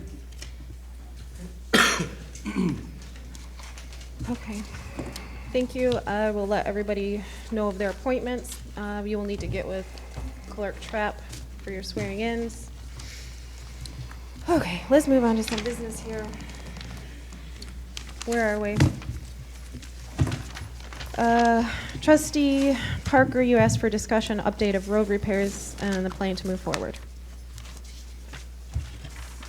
Yeah, I wondered where we were at, what the next steps were. I know the millage was approved. Yes, the millage was approved. Yeah, so looking for clarification on where we go from here. Like I said in my president report, I'm meeting with Yeah. bond counsel. Okay. So yeah, you kind of So we're summed it good? all up then. Okay. So I don't know if we need to go over anything else on that. Okay, moving on to the DPW meter census auto gun. Upon coming in to office, I met with all of my departments and again was asked, could we please get the new software so that they could do the drive-bys. We've already discussed that the cost benefit there is still at the cost that that software is just not there. We wouldn't recoup the price of that in the 10 years that that software would phase out, and then we would need new software. However, I was notified that instead of taking the booklets and writing everything down by hand and then taking them into Chris, who then puts them into the computer, we could get these auto guns that they can walk up to the meters, scan them, which instantly puts it into a spreadsheet, which then Chris then takes and plugs into the computer and generates it that way. So we will be saving man hours by doing that. And also there's the possible discrepancies that could happen between the writing down and Chris looking at those numbers and her eyes going blurry and putting in the wrong numbers or crisscrossing into the computer. So Tim went and got a quote for us. This is only one quote because this is the company that works with what we, I'm sorry, Tim, with the software we currently have. Is that the best way to describe it? Works with the meters we have. Okay, so this is what talks to the meters. So this is why we have this company. If we wanted, where do we put it? Basically, I'd be requesting 2 auto guns and one, so the total would be 10,700 instead of the, I don't know what quote you have in front of you, is it 6850? Yes, yeah. And it is in the budget. I made sure, if this is what you want, is this a possibility? It's in your budget, you can find the room. Yes, it is. So this is where this came from. Do you have any questions? A motion? I think she's looking for a motion. I'll make a motion to approve the 2 census auto guns in the amount of $10,700 for the DPW. Second. I don't know where mine went. Okay. 1 second, please. I don't know what went. All right. President Poznanski? Yes. Fowler? Yes. Parker? Yes. Bartholomew? Yes. Edwards? Yes. Motion carries 5-0. Okay, moving on to municipal analytics. Again, this was a good chunk of information I provided for you guys. I included the water rate studies and such, as we had a new trustee who didn't see that information. And I thought it was just a good refresher for us to see where we've come, how much work was done, and why we're continuing to go the way we're going to take care of our sewer and funds. But again, a lot of work still needs to be done. So part of that is renewing the software that helps us generate all of the numbers that we need to get to in order to reach our goals. That software is $4,990. And then I needed to ask you guys for more hours to consult with John Kasor, who is the professional in this area, who is leading us here.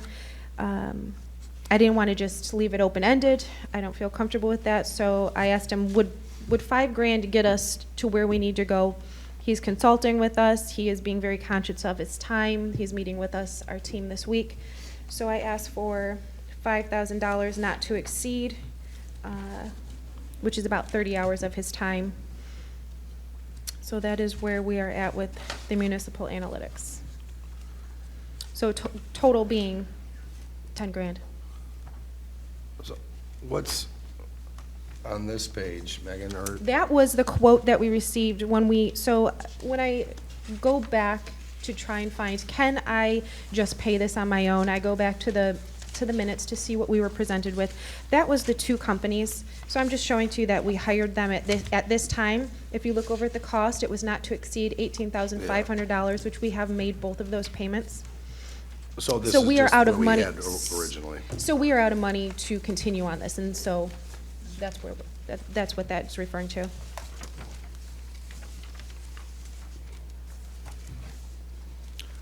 I guess I'll make a motion to move forward with the municipal analytics software, Not to exceed. not to exceed 10,000. I'll support.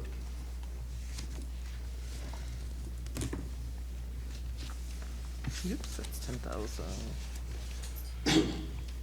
1 second, 1 second. That was support by Parker? Yes. That's correct. Okay. Edwards? Yes. Parker? Yes. Bartholomew? Yes. President Poznanski? Yes. Fowler? Yes. Motion carries 5-0. Okay, next we move on to the posting and recording of meeting minutes. I have for you a couple motions that were made, one in 17, one in 21, where we can, in 17, we continue to keep them posted in a newspaper. In 21, We took them out of the newspaper. I am asking that we post a synopsis, not an entire meeting minutes in the newspaper, but that we would post the synopsis in the Record newspaper. I'll make that motion. Is this a political payback? Oh, can I ask a question regarding the recording of? For the- what? For the record? I paid for all of my advertisements in the Record newspaper. Now, is this recording our minutes here at this meeting? What we're talking about? Yes. I say we leave it the way it is because it's free. Well, it's free if we follow the ordinance, Yes. but right now we're paying her $75 extra. Well, Well, that's a separate, right now I'm just asking for them put in the newspaper. Oh, Is it all right. free? Yes, but is it transparent and in our residents' hands and is easily attainable? No. And that's where the newspaper comes in. And this isn't, Matt, you've heard me, I voted for it to be in the newspaper back in 17. Yes, you did. And I voted for it to not be published on an, taken it's out of the always- newspaper in 21, which was all It's always in the before. record, it has past election, Right. all that showed. Well, that's your opinion. It's not the truth. Was there a motion? Yes, I did Yeah, make a I- motion. Okay, was there a second? Yeah, I second. Thank you.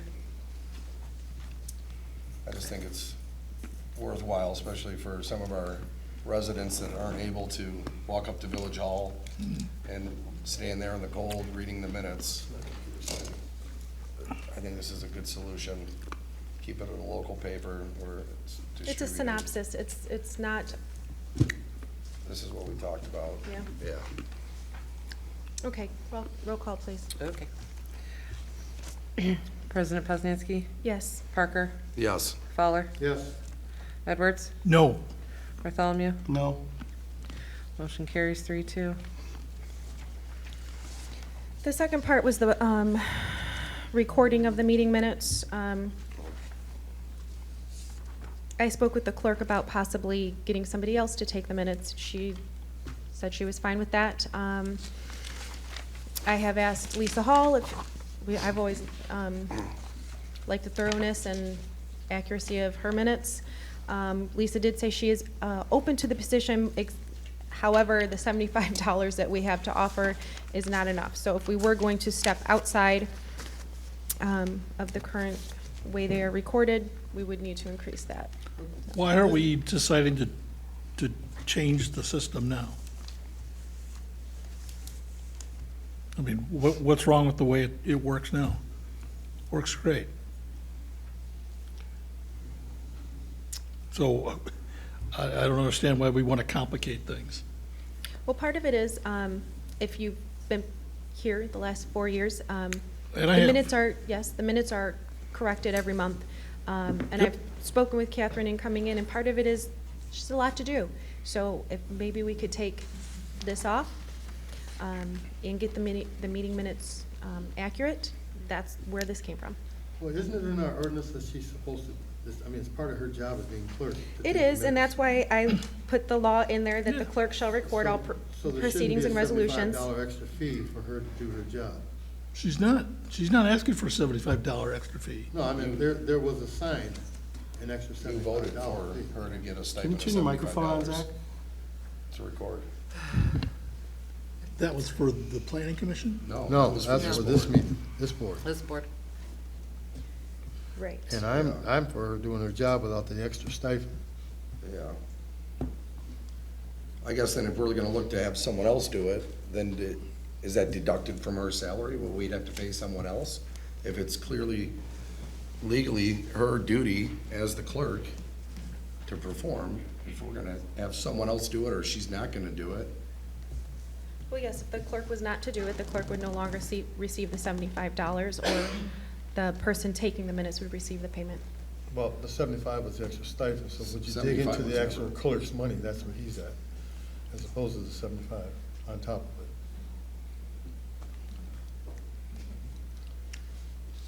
It's like you're creating a position that doesn't need to exist. Yeah, I agree. Yeah, we've all- She does her job without the extra stipend. And leave it as is. or No remove motion? the stipend? Yes. Can we make that motion? Mr. Clark, can we make that motion? Is that a possibility? You can make the motion to address the stipend. To address the stipend? Okay, I'll make that motion. I'll second. Mark, based on your understanding of 64.5 clerk's duties, line item 3, does that clearly say that one of her duties and it's part of her job, so we shouldn't have to pay an addition for her to do that? Is that? The statute says the clerk shall record all the proceedings and resolutions of the council and shall record or cause to be recorded all the ordinances of the village. And you pay the clerk, that's one of her duties, or his. It happens to be Ms. Trapp at this point, but the clerk's duties are spelled out by statute, and he or she, the holder of that office, is compensated to fulfill those duties.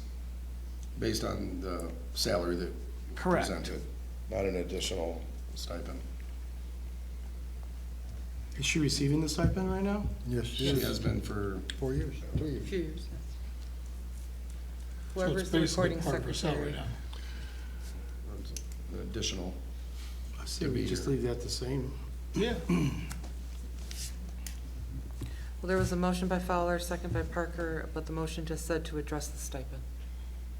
To address or to remove? I want to remove it.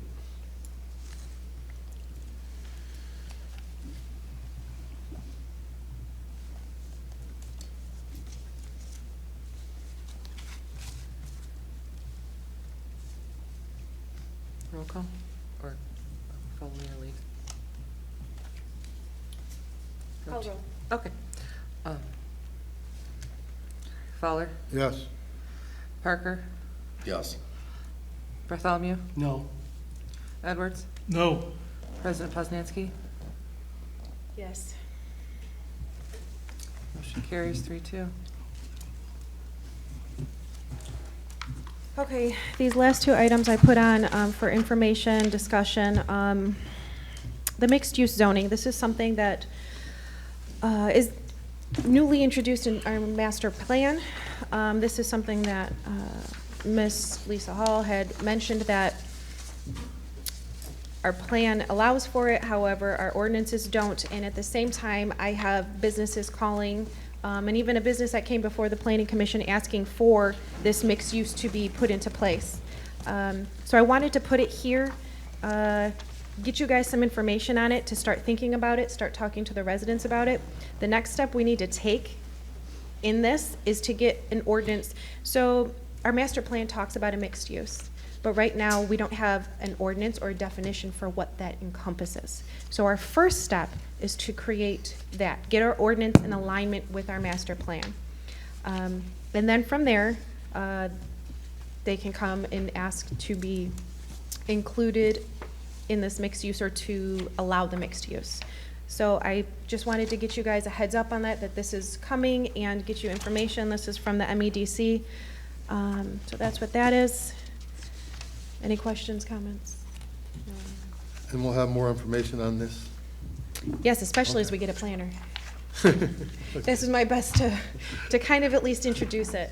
So no action needed at this time? Huh? The next planning commission, can I ask that you specifically help to restart the discussion? Gotcha. Planning commission level. Gotcha. Mixed use, Yeah. zoning. Okay. What is, See, what Congregational it has, Church what's would be a good, what's good special mixed use. Okay. because that's where it needs to start. Okay, so we need to take this back to the planning commission to start the ordinance and to talk about it. The next was the press release. We had an L&L press release. Just wanted this in here for all of us. I mean, we have a great thing coming our way. Investing millions, 65 high-paying jobs. Just wanted us all to see this and what's coming our way. Zach? I beg your pardon? Your motion? Oh, yes. Motion to, Adjourn. Adjourn. yeah. Bart. I was reading something, man. I was waiting for your motion. I was reading something. All in favor? Aye. Aye. Was this you? Yes, you're welcome. Try to call you. That's why I wanted to thank you. Yeah, you and Shelley, I just, do all the extra work.